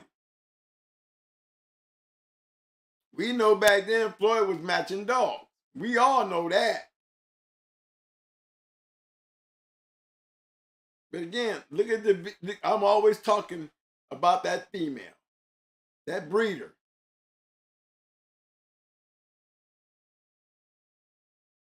If anybody should take the credit, it should be Hansel, right?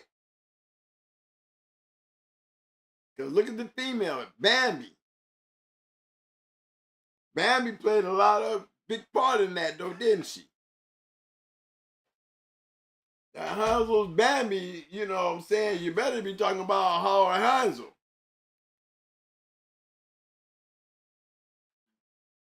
Oh, Hansel was on to something. He created Diabo.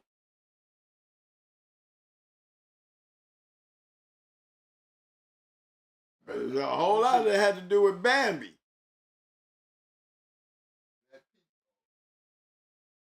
Yeah, it was his brother.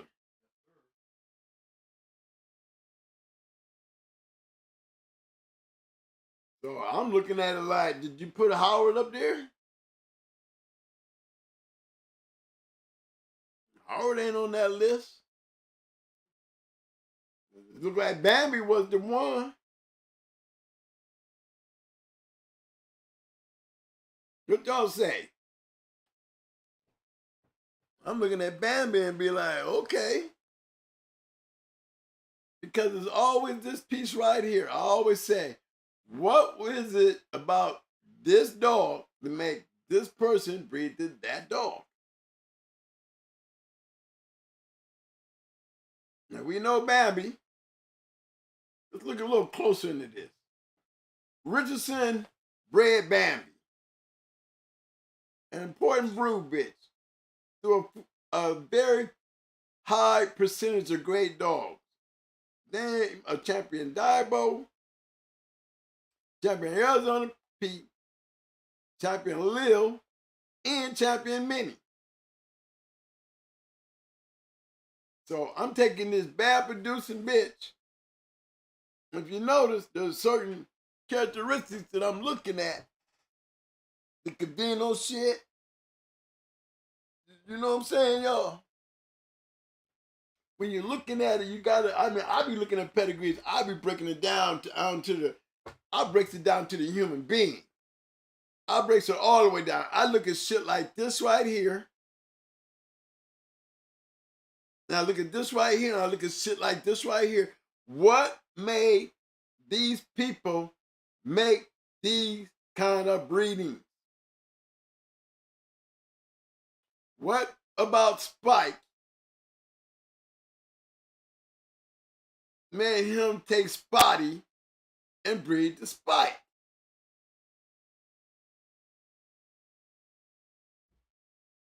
No, they're all in. We definitely see Tudor up in there with Dee-Wee Spider. But this is where it all comes together at that question. What was the motivation behind Spotty breeding the Spike? Let's start right there to produce Bambi. Hansel owned her. Richardson, he bred her. Richardson bred her. Good question. I always talk about this, guys, when we breeding dogs. I always look at what made this person here make this move here. Ain't no way in the hell y'all gonna be telling me we be just doing it on the fly, because I bred a lot of dogs and I never done the shit on the fly. All my shit was calculated. I'm thinking like them. This is what I learned. One thing James Pope taught me when he taught me pedigrees. Stop just looking at the words and the names in that motherfucker and put the mentality and the motivation of why they did these things. These things just didn't happen on the fly. Because I never really bred on the fly.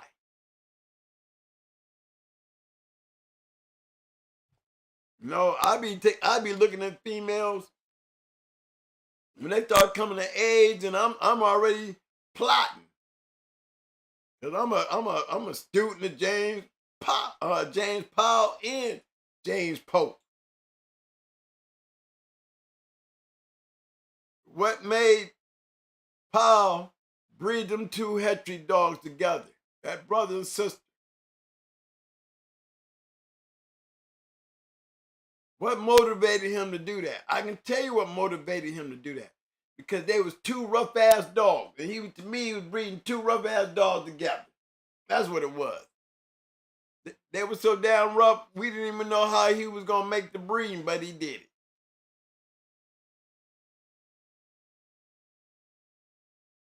But this is the key piece. What makes him do these things right here? What about this dog right here made him take this dog? Both dogs is on his yard. So there was definitely something special about these two dogs. That's what I be looking at. She wasn't just a good old dog, that's for sure.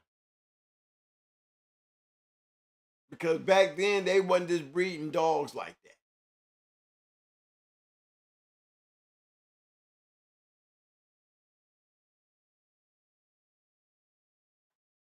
So we see Bambi, but we notice Bambi here, Bambi here, Bambi here.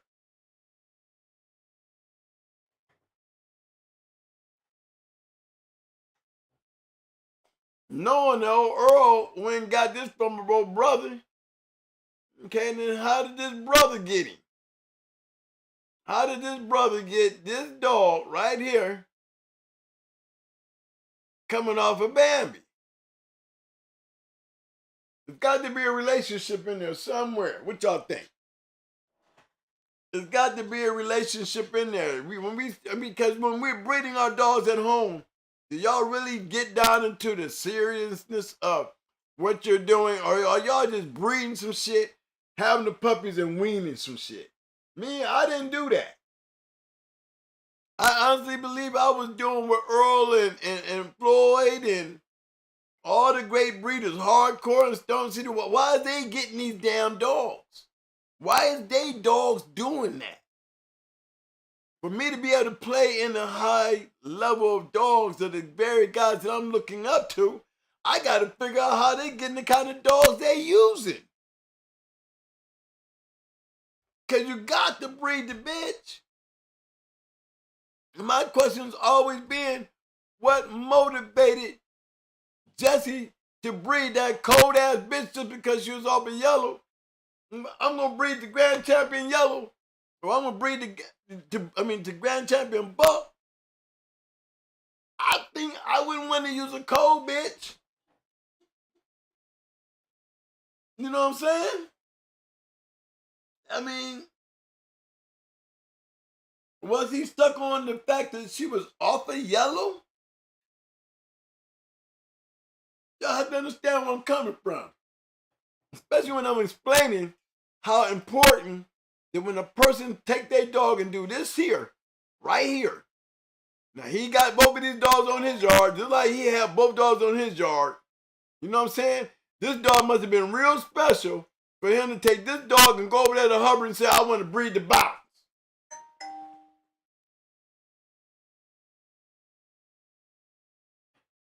You understand what I'm saying? Let's look a little deeper into the way of thinking. What was it about that dog?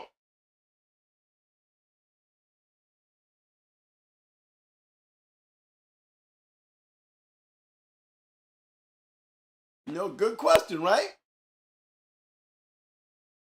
Earl, you got that champion bitch over Arizona Pete. Now you're going to take his brother, Puppy, and breed back to his brother to produce this shit here. Imagine what they must have been thinking. And by the way, old Howard made the breeding, but old Floyd, he got the dog. Blind Billy. Won one with him, lost one with him. I can guarantee you the win came before the loss.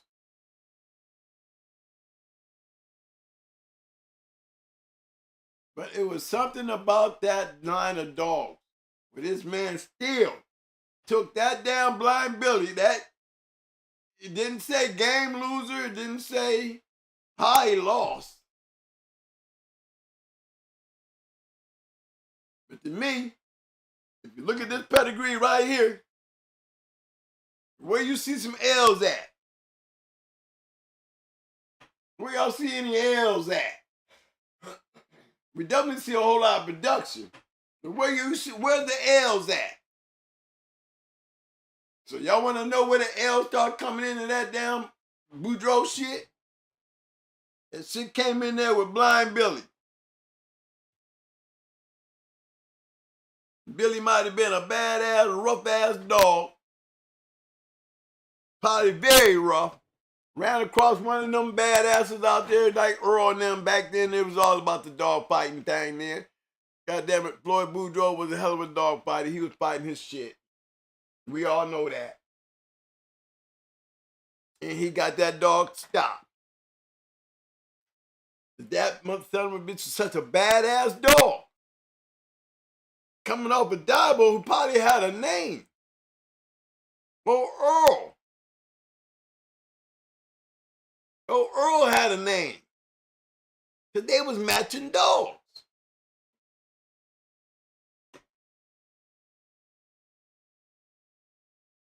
Now, y'all paying attention to this shit? Because you don't see no L's until you get to mess with Blind Billy. And as soon as you see Blind Billy, we're going to show you a whole bunch of L's. This is where it come from.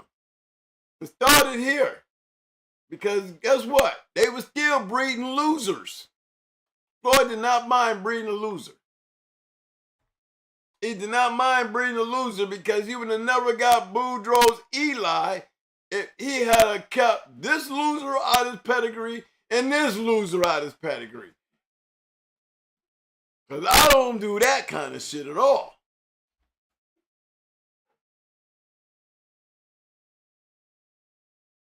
Y'all explain to me what y'all think. What was it that was so special that he was breeding possible curs?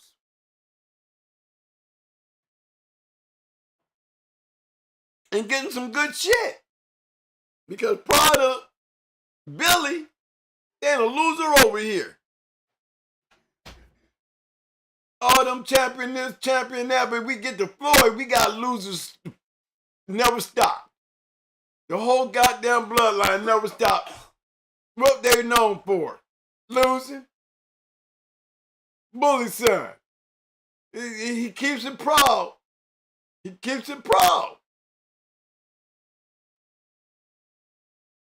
A lot of Eli dogs, you know, as the years was going down through here, y'all, while they was searching for these great dogs, was losing.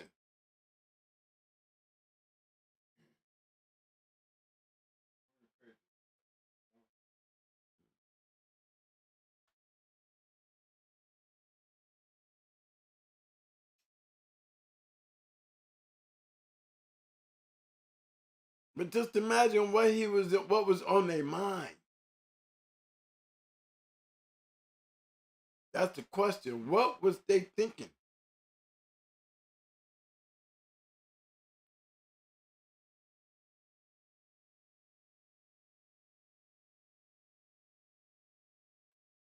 Alexander Tommy? You got Tommy?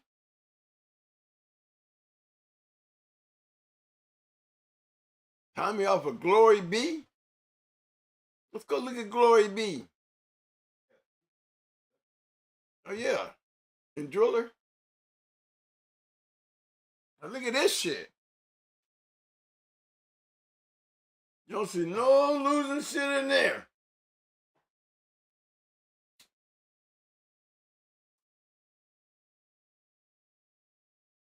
Look what it say. Produced champion Driller, champion Tommy by Eli, and D. Reddick's champion Buster by Boobs. Champion Tommy went on to produce Champion Saloon, who is the main dog behind the great double grand champion Tornado. They took that goddamn saloon shit and bred to that inbred Hetrick shit. And that was the key to goddamn Grand Champion Tornado. I'm gonna put it to y'all like that. I've seen that Hetrick shit, and I can tell you again, Carolinas was not messing with that dude. They did not mess with Sheriff Powell and them Hetrick dogs that he had.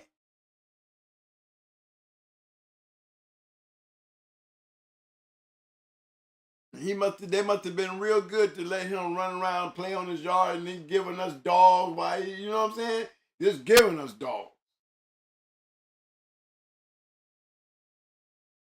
So there was something special. You asked me, the bottom side of that shit was the key.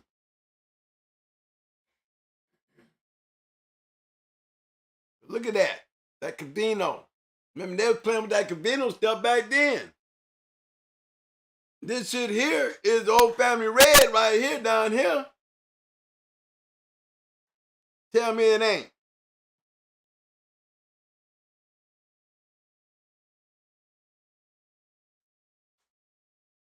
Glory be. Look what she produced. Old Tommy produced Saloon. You don't see none of that black losing shit in this pedigree. I'm just saying, y'all breeders, you guys is breeding shit, paying attention. That's all I'm saying. Your motivation. What's the motivation behind these moves? What made him take this real family red-nosed bitch, Scratch, and breed the Cavino's Bucky? What was they looking at to take this bitch here coming off a grand champion and breeding to Bucky?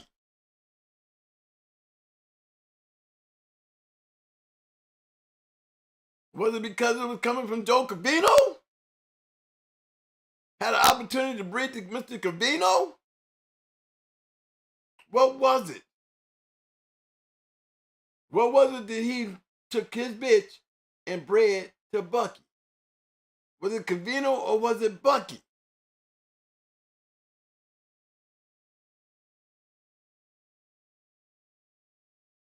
You know what I'm saying? Oh, Mr. Glitz. Chew in. Coming off of Sinbad the Sailor, bred to his bitch. This is the breeder here.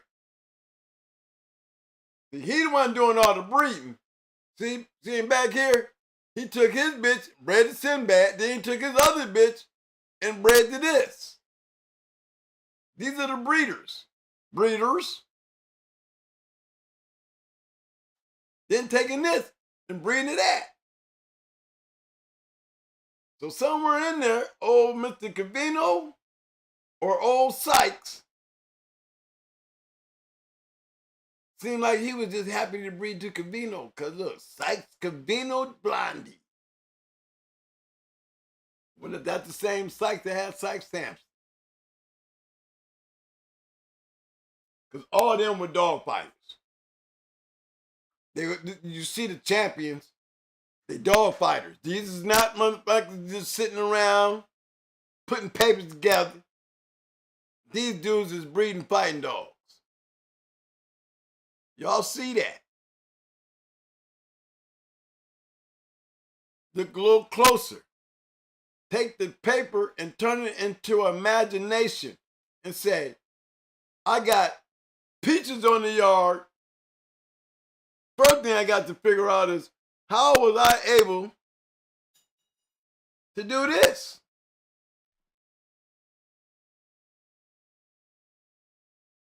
They go Sinbad the Sailor again, back down in there. Look at him.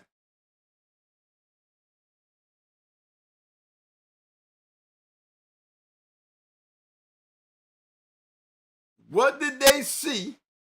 Because evidently Sinbad the Sailor had him, old Goods. He's in the game. Look at him. He's on to something. That's twin too. That's me. That's me and Nelly. We breeding the nothing but top bred goddamn males. That's his motivation. He took the daughter off a saddle and bred back to the daddy.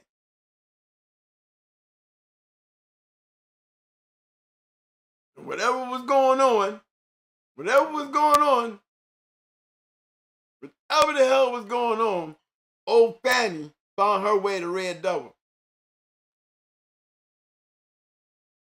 Now, you telling me that they took this shit here and bred to some old family red nose?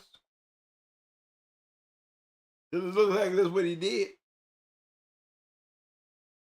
But he was breeding back then, them old family red nose dogs was winning. They was winning. So it's not surprising that Red Double was bred back. Old Maggie was bred back to her daddy to produce this. The man that went on the hunt to do this right here, this dude right here, that's Twin. That's what Twin trying to do.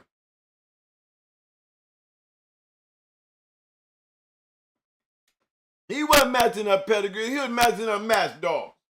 He's trying to get match dogs. That was his motivation. That was his damn motivation. Now let's go back to where we come from. We went back to get this shit. Let's go back to where we come from. We start talking about motivations.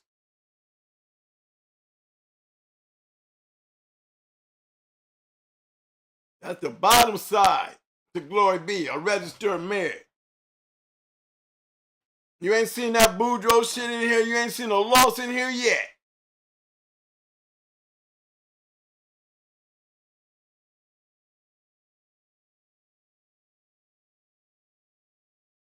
But look, new picture, new player in the game. New player in the game. New player in the game. Right there. See, that to me right there, this dude right here, I would have to call him the Godfather, because guess what? Just like when it comes down to going hard shit, and you was to go in there and break my pedigree down, like you see me breaking this pedigree down, I'm like these guys. I'm like that Gintz dude. I'm like this dude. Because it all started with the decision of why he made this breed. This move right here. See that?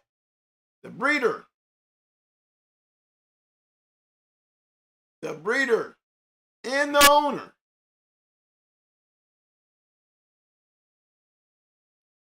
These moves right here. Critical, cold moves.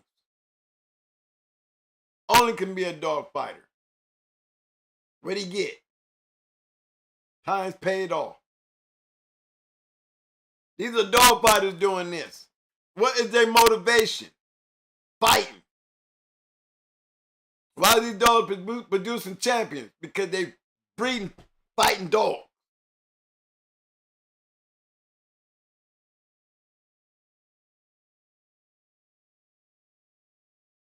And all this shit here. That's just the Boudreaux stuff. That was old Glory B. He got his hands wet on that one. Could never stop. We don't hear much about Glory B and those dogs coming off of Tommy, Driller. You see what I'm saying, y'all? Let's go take a peek and see why. Floyd.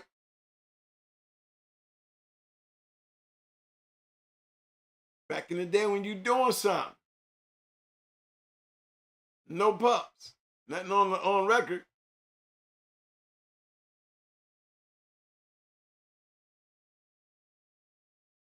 But why did this fall off? Why did he become such a greater dog than this dog?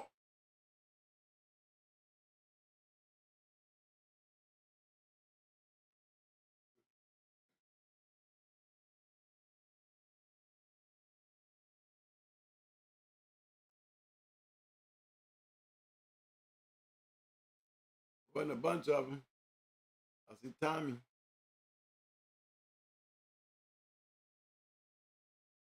But these are definitely dog fighters.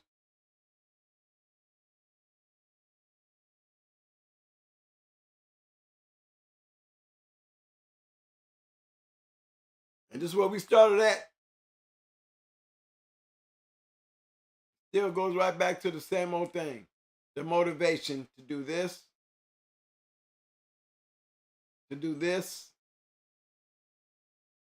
even after all this. And even come back and do it again.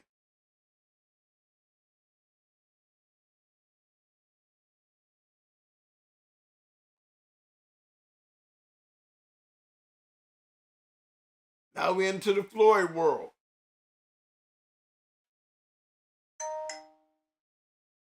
One-time winner, two-time winner. Coming off a loser.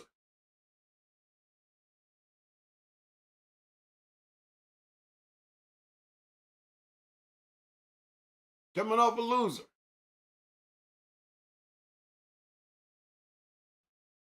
Y'all see what I'm saying?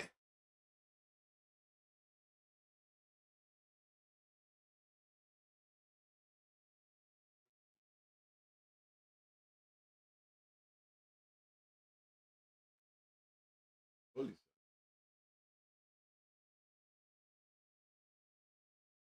In his boat. Let me go back there. Another loser. They don't mind. Remember I told you. You get to mess around with this damn Boudreaux shit. Jerry Clemens is the breeder. That means Jerry Clemens has Spook.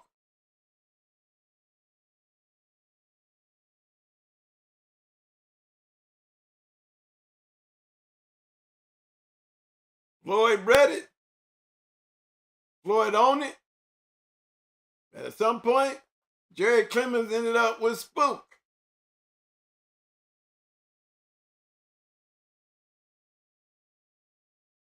Whatever it was about Blind Billy,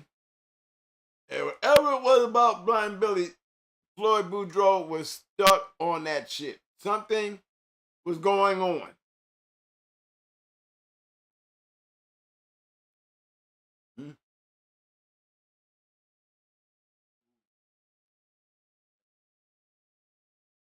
There you go. There go Booze. He ain't no black dog either. The old Brindle.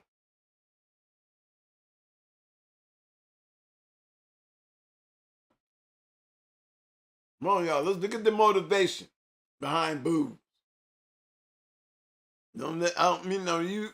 You replace these names with some of y'all names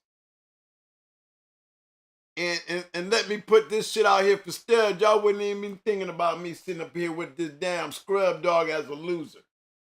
Trying to sell y'all a puppy. Knowing damn well y'all ain't buying that shit. I wouldn't give a damn how good my dogs was. Y'all ain't hearing it. Y'all know that. Y'all know that. Y'all ain't buying these puppies from Twin. Twin got some puppies off a loser.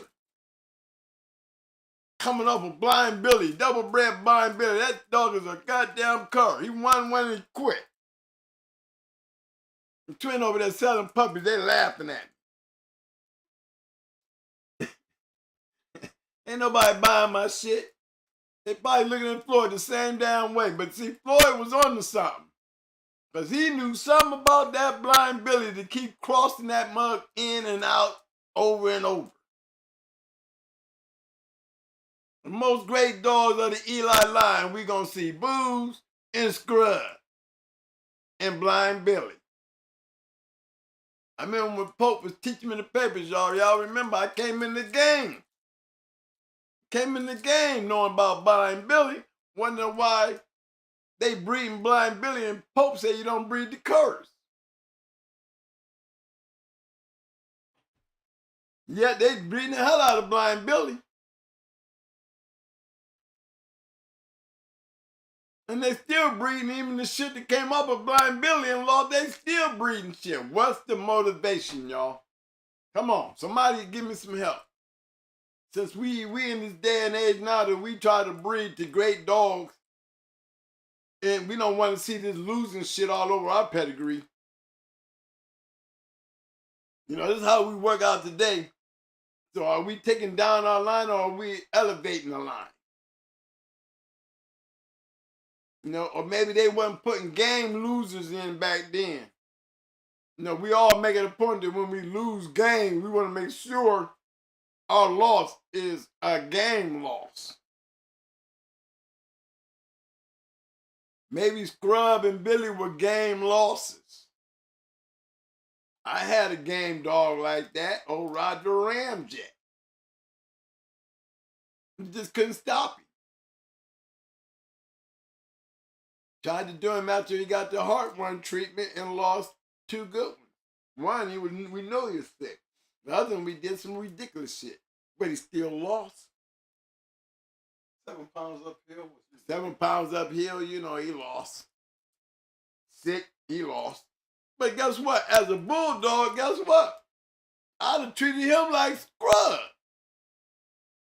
With the 2 losses, I still bred him and had some monsters. So maybe this is what Blind Billy was like. Maybe he was like my Roger Ramjet. Maybe I would have took Roger and did some Blind Billy shit that I'd probably come up with me a Boudreaux line like that, you know? But you cannot stop Roger Ramjet. Sick, 7 pounds overweight. 7 pounds uphill, it wasn't gonna stop him. So I can understand why. If that's what their frame of mind was like my frame of mind, because I liked it, Roger Ramjet. Roger Ramjet lost 2 games. Would I be expecting people to buy some dogs off my game loser? No.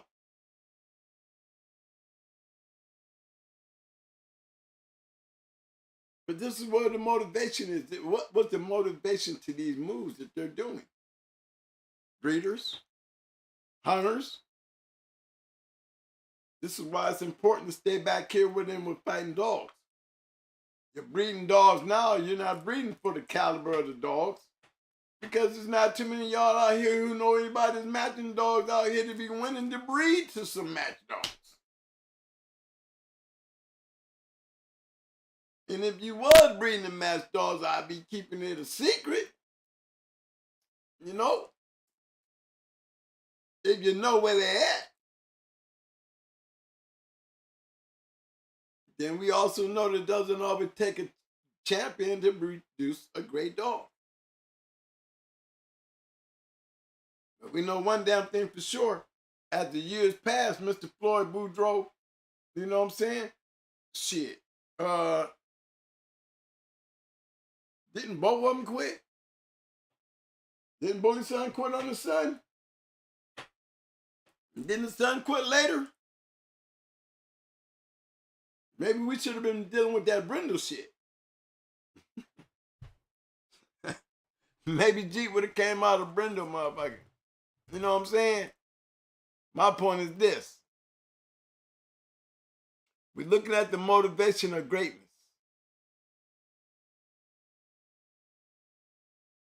What is his motivation?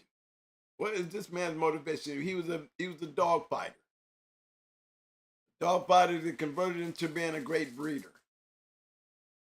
Say if you follow Maurice Carver. Because Maurice Carver was basically almost doing the same damn thing. We know Maurice Carver was definitely before Floyd. Maurice Carver was hanging around back there with Tudor. They was doing some things because they was heavy dog fighters.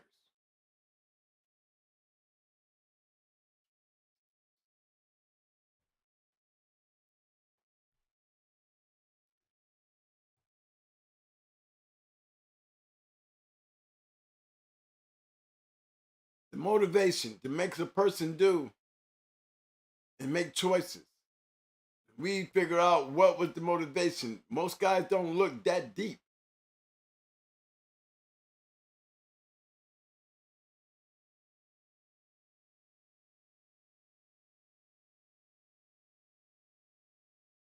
What was the motivation to make such a great breeding like this? My man, Game Nabel, appreciate the little comment. Game Nabel said, they said Billy fight like a gator and finish his first in short order. They wanted to isolate that trait and wait for the gamers to appear, if needed.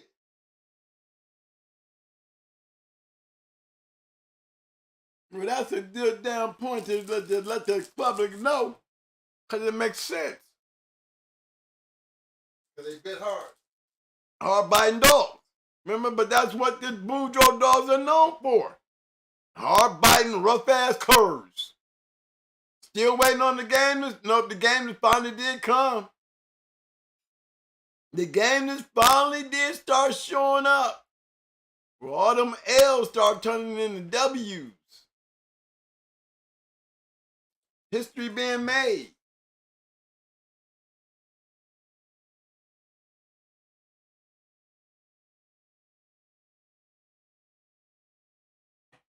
Look at those dogs that came out of that breeding right there, y'all. Look at the dog. Dogs that we got in y'all pedigrees talking shit to this day. Chinaman. Rascal. Niggerino. Art. Motivation. Payoff. Big shout out to Big Go.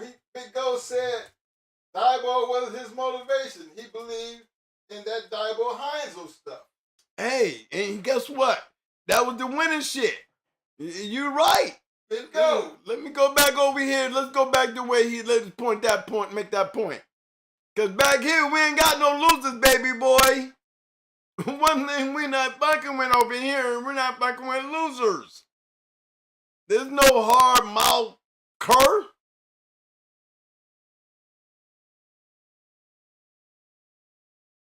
They had to like it. They had to like it. When you're doing this in little numbers, this alone, being brothers is a fact. Keying up on Heinzel's Bambi. Bambi was the trick to the puzzle.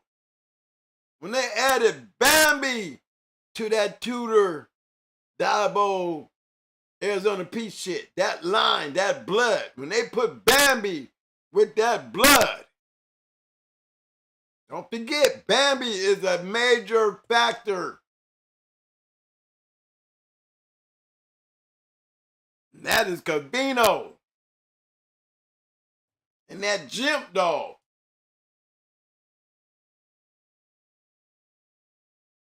You see, that Jimp dog. What gave old Mr. Richardson, Spotty, what was his motivation? His motivation was because he had this dog right here, bred to this, off of this dog here, off of his shit. And he rode that shit. He rode it like a damn bus. He rode it like the bus that it was. My question is, what made him, because they both dogs was on his yard, what was it about this dog right here that motivated him to take this bitch that he's very impressed with, double bred Jimp? He's bringing this shit to Jimp. He's getting shit off of Jimp. He bred that double bred bitch to Spike, which is another dog on his yard, which created this bitch here. The created. Let the creation begin. Uh-oh, got Big Brother calling me. Uh-oh, the professor is on the phone. I must be on to something. Got the professor calling. All right, hold on, brother. Get you plugged in.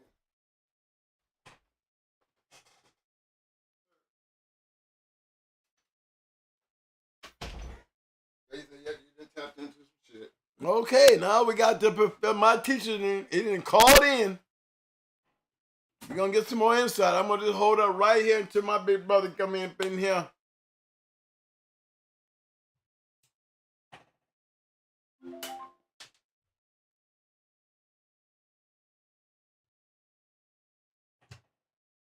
Hey, y'all, we gotta bring big brother in here. The professor has called in. So let's go. I'm gonna put everything. I'm going right here. I'm gonna come on back. But I'm gonna stay right there right now and let the big brother take over from here. What up, bro? What's up, big bro? You there?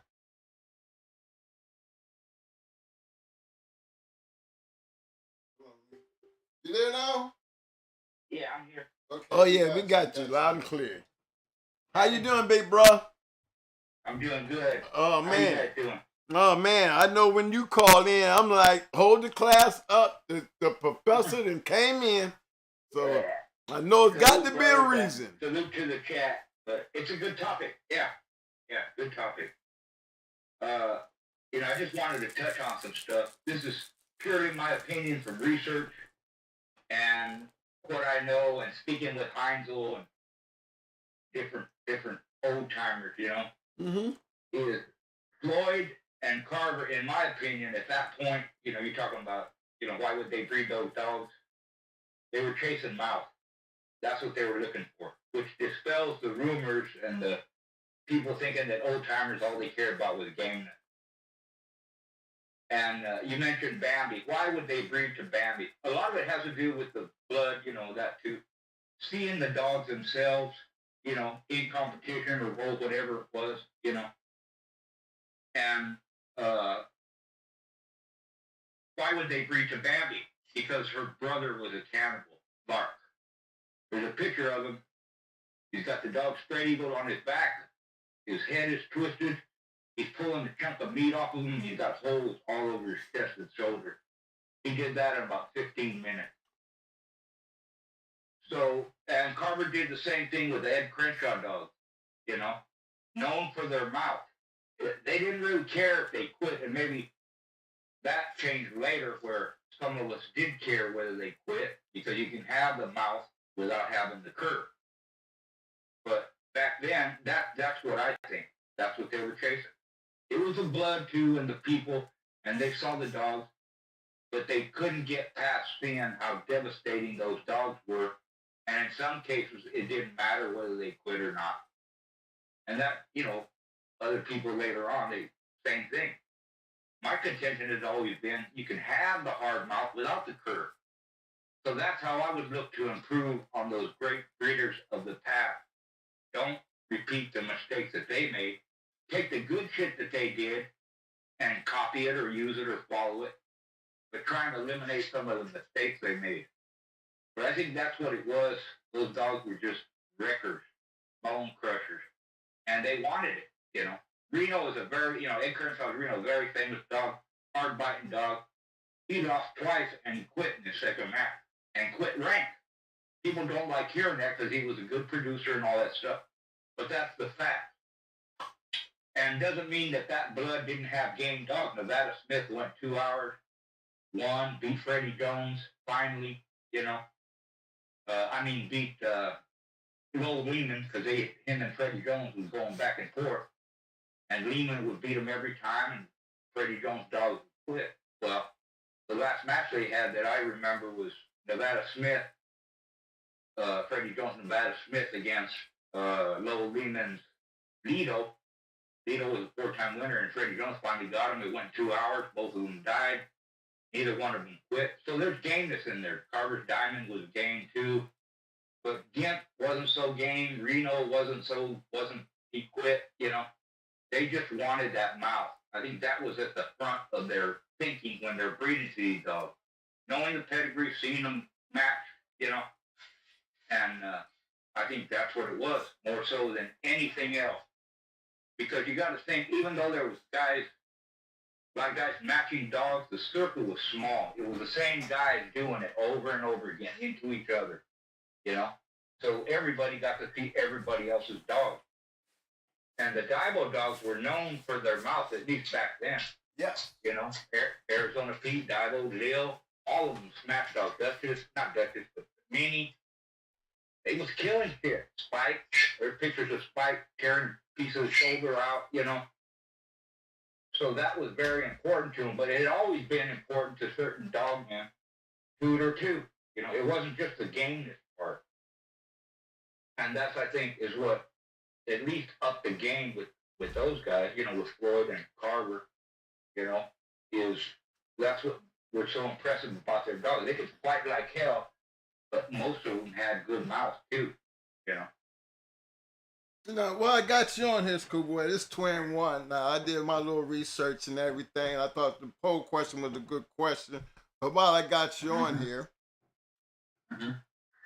Carver and Floyd bred two different ways. Kind of. Well, no. Yeah, they went different dogs, but Floyd was almost kind of like copycatting what Carver was doing, but getting better success. What do you think? Who would you call the godfather of the Eli bloodline? Boudreaux. Yeah, Boudreaux. He didn't actually make the breeding that produced Holy Son and Eli Jr. Jerry Clemens had those dogs, but they were Floyd's dogs.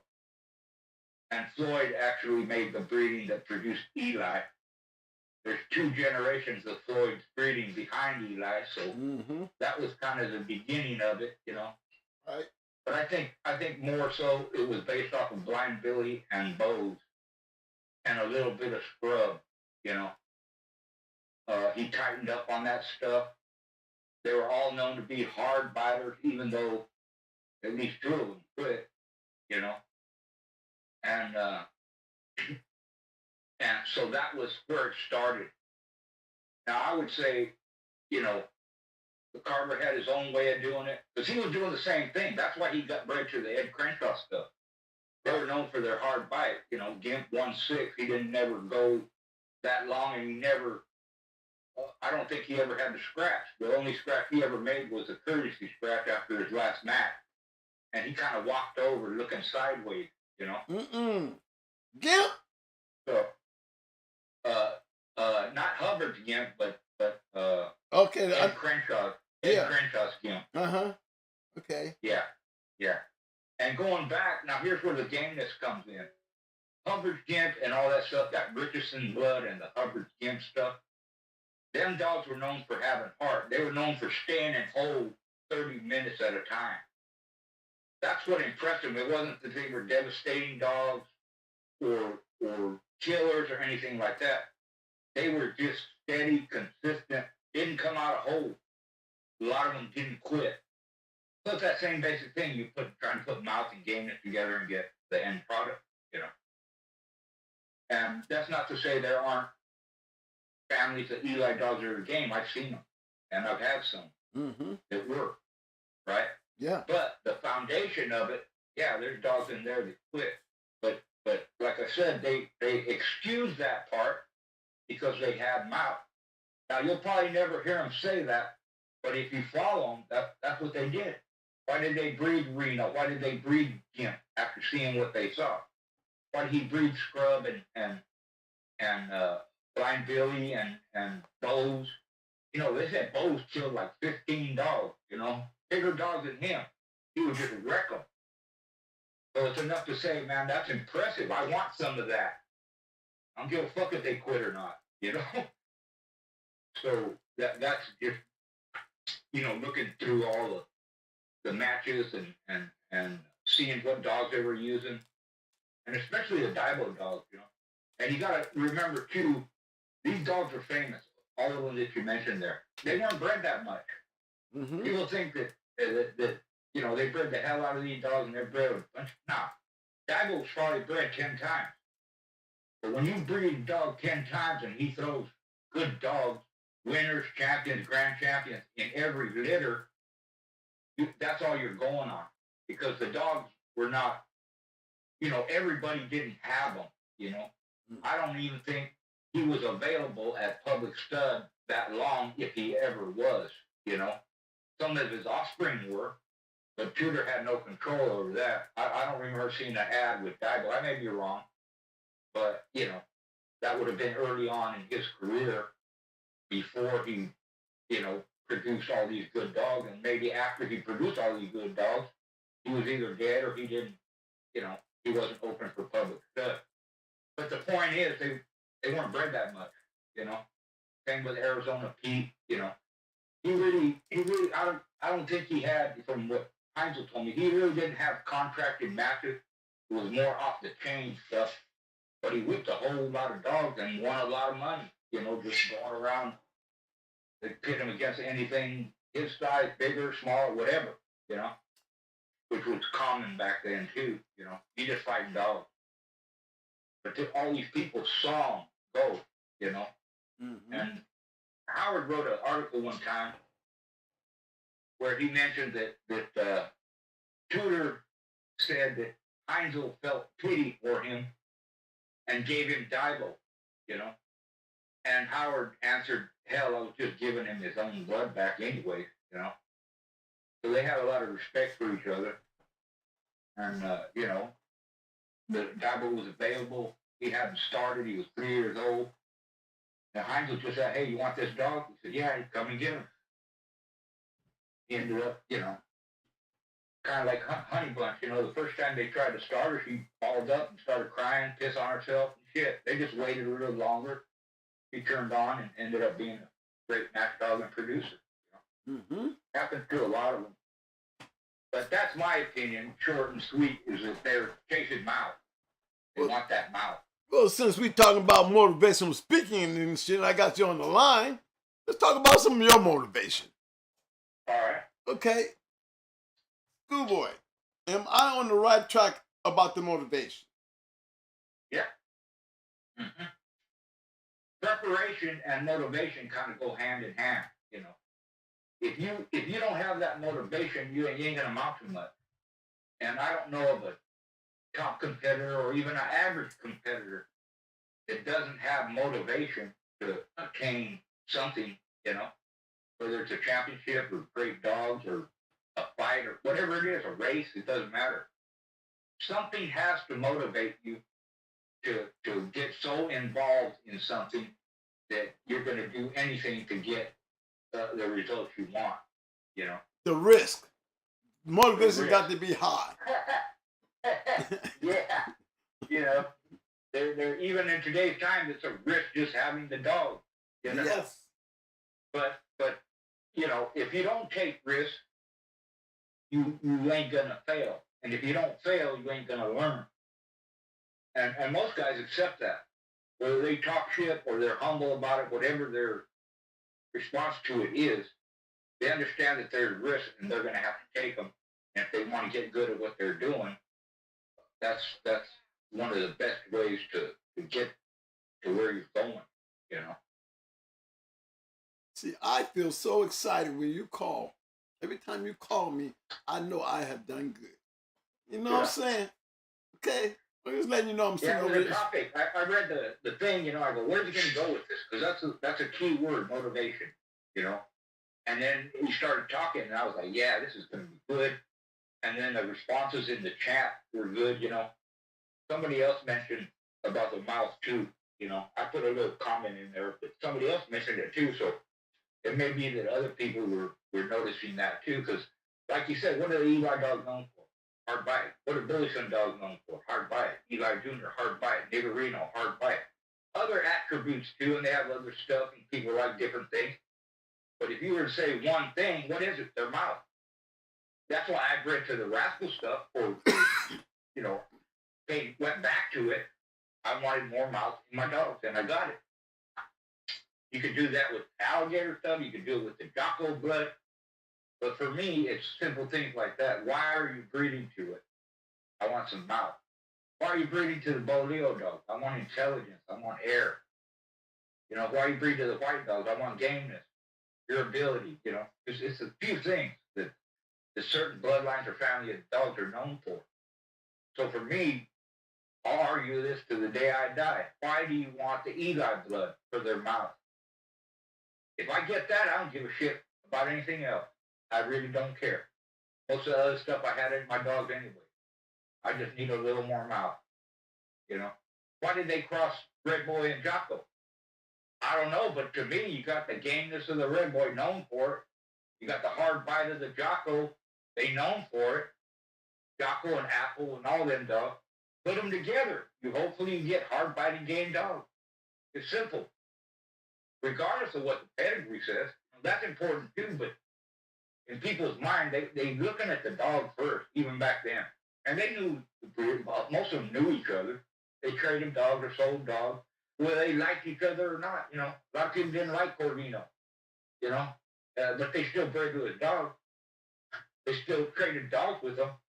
So that's just a personal thing that they look past. Whether I like this dude or not, or got along with him or not, we can do some dog trading, you know. The motivation was there. Exactly. Which superseded all their personal, you know, shit they had about each other, you know. Right. Doesn't matter. Some of the people I beat, they wanted to breed to my dogs. I let them breed to my dog. Whether their dog quit or gained, whatever it was, you know. They didn't let that you know, that I beat them, keep them from trying to acquire my stuff. They must have liked it, you know. Mm-hmm. So that's their motivation. Everybody wants better dogs, or they want to try this and that, and, you know, put it together, see what happens. But it's been done before. If it worked for them, it should work for me, you know. They did the same thing with the bullet stuff. You know, he doesn't get the credit. He was probably up there with Dibo during his time as a producer. There was a lot of them dogs out there, you know, that you know, like even down from Trahan's Rascal, he was related to Dibo. There were a lot of Rascal dogs. I did a video on it, you know, and they were on par with each other. Sometimes they go into each other, you know, what type of dogs you want, and a lot of it is based on because then dogs could bite hard, along with other stuff, you know. So the motivation to win. Mm-hmm. The motivation It's to always win. been about competition. That's why you keep bringing it up. I mean, you could say you're beating a dead horse, but if you don't keep it in out there and keep speaking on it, then it has a way of going away, you know. And just like gaming, you don't keep talking about it, people they're not going to hold it in high regard like they used to. And the same thing with mouth or anything else, you know. And there's always new people listening. There's always new guys coming into it, you know. So I find myself repeating stuff a lot, but I understand that, hey, not everybody hears what I say, and if somebody asks me to speak on it, I will, even if I'm repeating what I just said a month ago. Well, that's one of the reasons why the poll gives us a pretty indication of who our listeners are. You know who's on Right. the back street, and you know who's in the tank. And Right. you kind of want to just reiterate, talking to the young generation, the nows. The motivation is so important to doing the longevity of this breed. It is. Right. Yeah. It wasn't even back here. It really wasn't about the papers. This is all I'm trying to get them to understand the motivation behind when the papers and selling dogs wasn't the point. Exactly. Half of them couldn't read anyway. I hate to say it. You you don't think that way, but they were illiterate. Some of them, or some of them they could write at a second or third grade level. So their vocabulary wasn't that wide. They couldn't even pronounce the people's names correctly. Even in print, when they write it, they write the name wrong, you know? So it's not that the pedigree isn't important, but that's not the first thing on their mind, and it never should be. It should always be the dog. What did they do? Both you and I talk about it all the time. They come from competition dogs. I was just talking to a friend today, and I told him I stole this from a game fowl breeder, you know, and basically I just changed the wording a little bit, and I told him that competition is the soul of the American Pit Bull Terrier. That's what it's based on. That's what it was developed for. That's where you're going to get your match dogs from. That's where you're going to get your producers from. On the whole, anyways, there's exceptions. There's other ones, you know, a lot of dogs were never even touched, and they produce good dogs. But to me, that's an error. That's a glitch in your fucking program. You don't have to do that. And you can't use the excuse, well, this dog quit, but he threw. How about if you stop doing that? You might see an overall improvement on your dog. And I proved that, and other people proved that in different genres, in horses, in game fowl, in greyhound racers, in pit bull. Guys during my time, before my time, even after my time. I know one guy, he followed the same thing. We had a lot of conversations. And within 5 years of him doing that, culling hard and using only the dogs that had the traits he liked and keeping the ones that didn't quit and all that, he had 5 more champions. That ain't bad in 5 years' time, you know, with a yard of 10 dogs or less. But you're only going to keep the best ones. You're only going to keep what you consider top flight. So if you do that, whether you have 10 dogs or 100 dogs, what do you think you'll get? That's what they got back then. Why did Tudor have all them dogs? Why did Heinz produce all them dogs?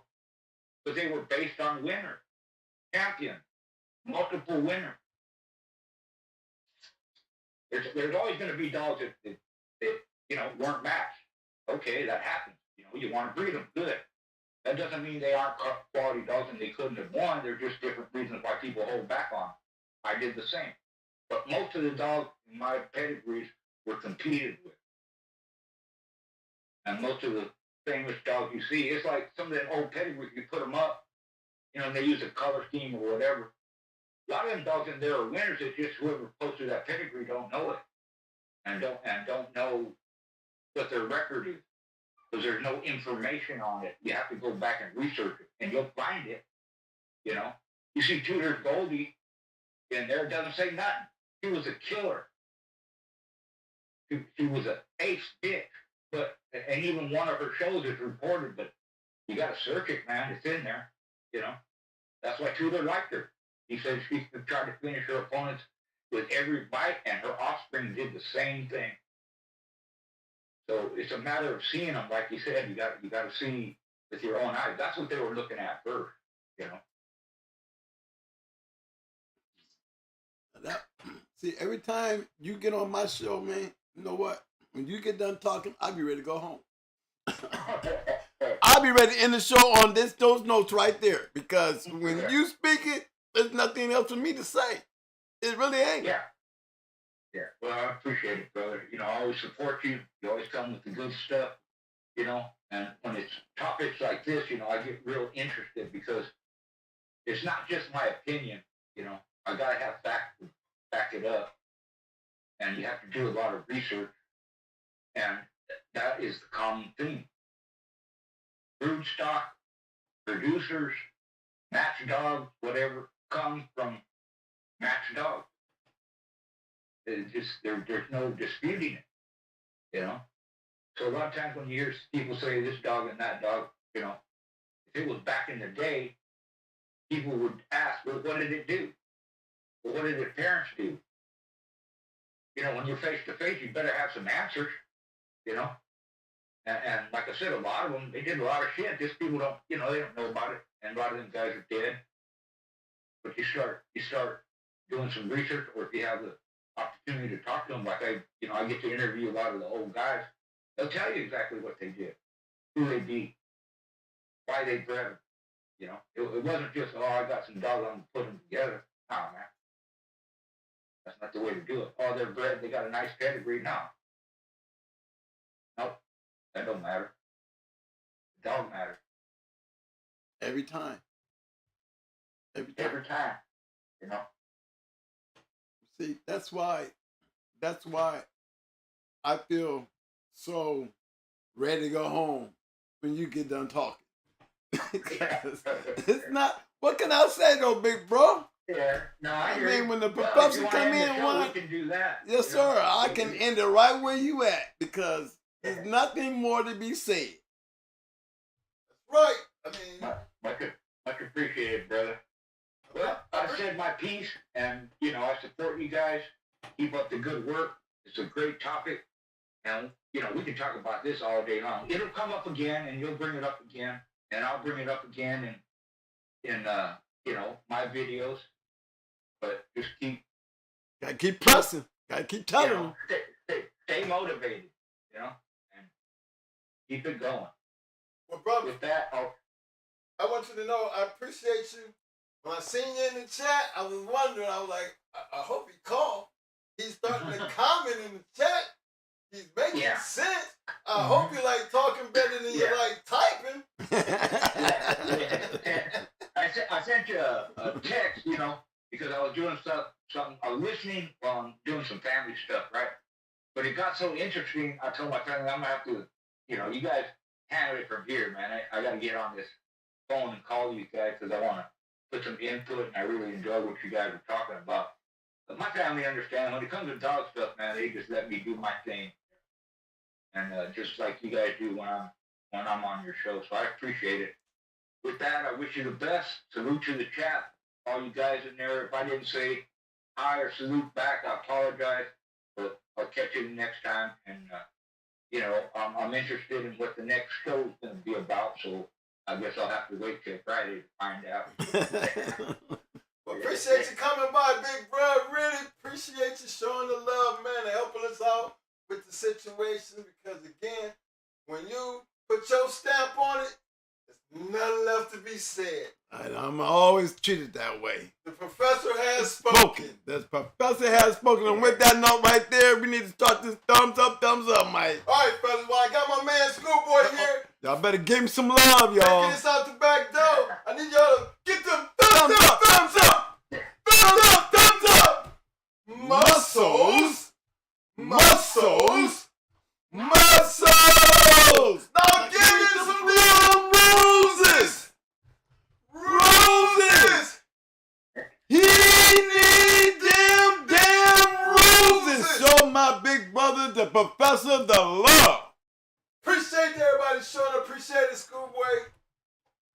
Much love and respect, brothers. Yes, Always, big brother. Okay, big brother. Always. Yes, sir. All right. Hey, guys. Hey, and I'm dead ass serious. There's nothing else for me to say. Nothing else for me to say. Professor comes in, and when he validates me, man, you just don't know how good I feel. I really do be feeling good when he comes in here. Because, I don't know, some of you guys, y'all want to hate what I say. But you can't hate what I say when it's being validated by somebody you love. And we all love Schoolboy. We all love Schoolboy. So when he steps in here, man, y'all just don't know how I be feeling. Because I know when he called, I just said some shit. And when he validated, this makes me even feel better that I'm on the right track. Because I follow the right people. I've been taught by some of the greatest dogmen in the game.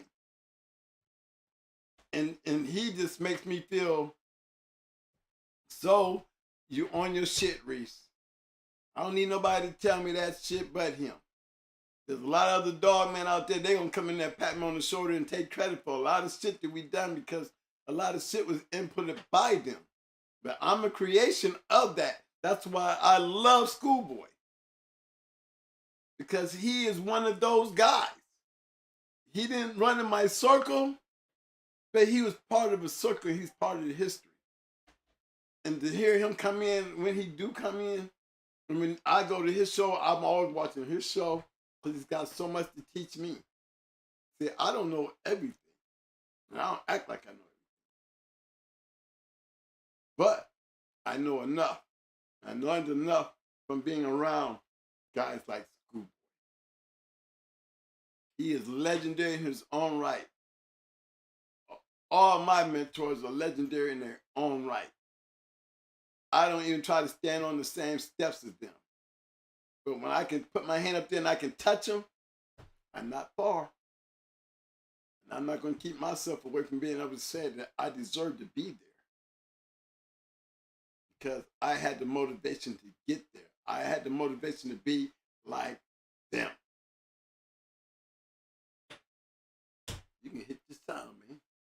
that note there, what else can I say, fellas? I love y'all for coming out. I love the chat. A lot of going on in the chat today. You know, if anybody got any questions before we make this move, you know, this is not one of them kind of nights that we can just hang out because, you know, it's a weekday. But I want to give y'all a final tally on the poll. Poll question was, who is known as the godfather of the American Pit Bull Terrier Eli line? We have 61% for Mr. Floyd Boudreaux, 5% for Mr. Bobby Hall, 15% for Mr. Earl Tudor, and 19% for Mr. Maurice Carver. Appreciate everybody who took the poll. Again, there was 170 people who took the poll. Appreciate for the ones who took the poll. Hey, don't forget to bite down and hit that like button, fellas. Don't forget to hit that like button. Yeah, y'all been cheating us on the likes, y'all. Y'all getting lazy, man. Y'all getting lazy, y'all. You like the show, at least hit the like, okay? I want to give a shout out to my man, Mr. Nichols, coming in with a 5-piece. Welcome to the show, Mr. Nichols. Because of your comments, sir, and your ability to jump in there and show me that you can swim with the Shark Tank, I want to congratulate you and welcome you to the Shark Tank, sir. And the 5-piece to go along with it, he says, shout out to my Uncle Pierre Strickland. Rest in peace, a Full Force Kennels champion Cochise, champion Big Head for the dog game. Much love. Yes, shout out to Mr. Strickland. Great dog man in the thing. You're right about that, my friend. Yes, sir. But I think that... Yeah, guys. I hope y'all enjoyed yourself tonight. You know, tonight we ain't dragging it out. You know, the professor came in and said his piece. You know, and if that's an enlightenment to a lot of you guys out here in your program, remember what we all have one thing in common. We all believe one thing, and that is them four corners is the future. Always have been the future. You know what I mean? So guys out here that's trying to build yards, hang in there. Check hard. Be hard. You know what I'm saying? Just be hard. Well, can't be going hard. But you can be hard. Yeah, it's okay. Hey man, I'd like everybody to actually hope everybody enjoyed the Thanksgiving weekend and all the good stuff. And actually appreciate everybody for showing up tonight for this Talk Shit Tuesday. Again, fellas, it's a conversation that helps us move forward. You know, so we all can get on, you know, that one single page. That one single page is how motivated are you to do and have these dogs? How important is it for you? Damn, I did it.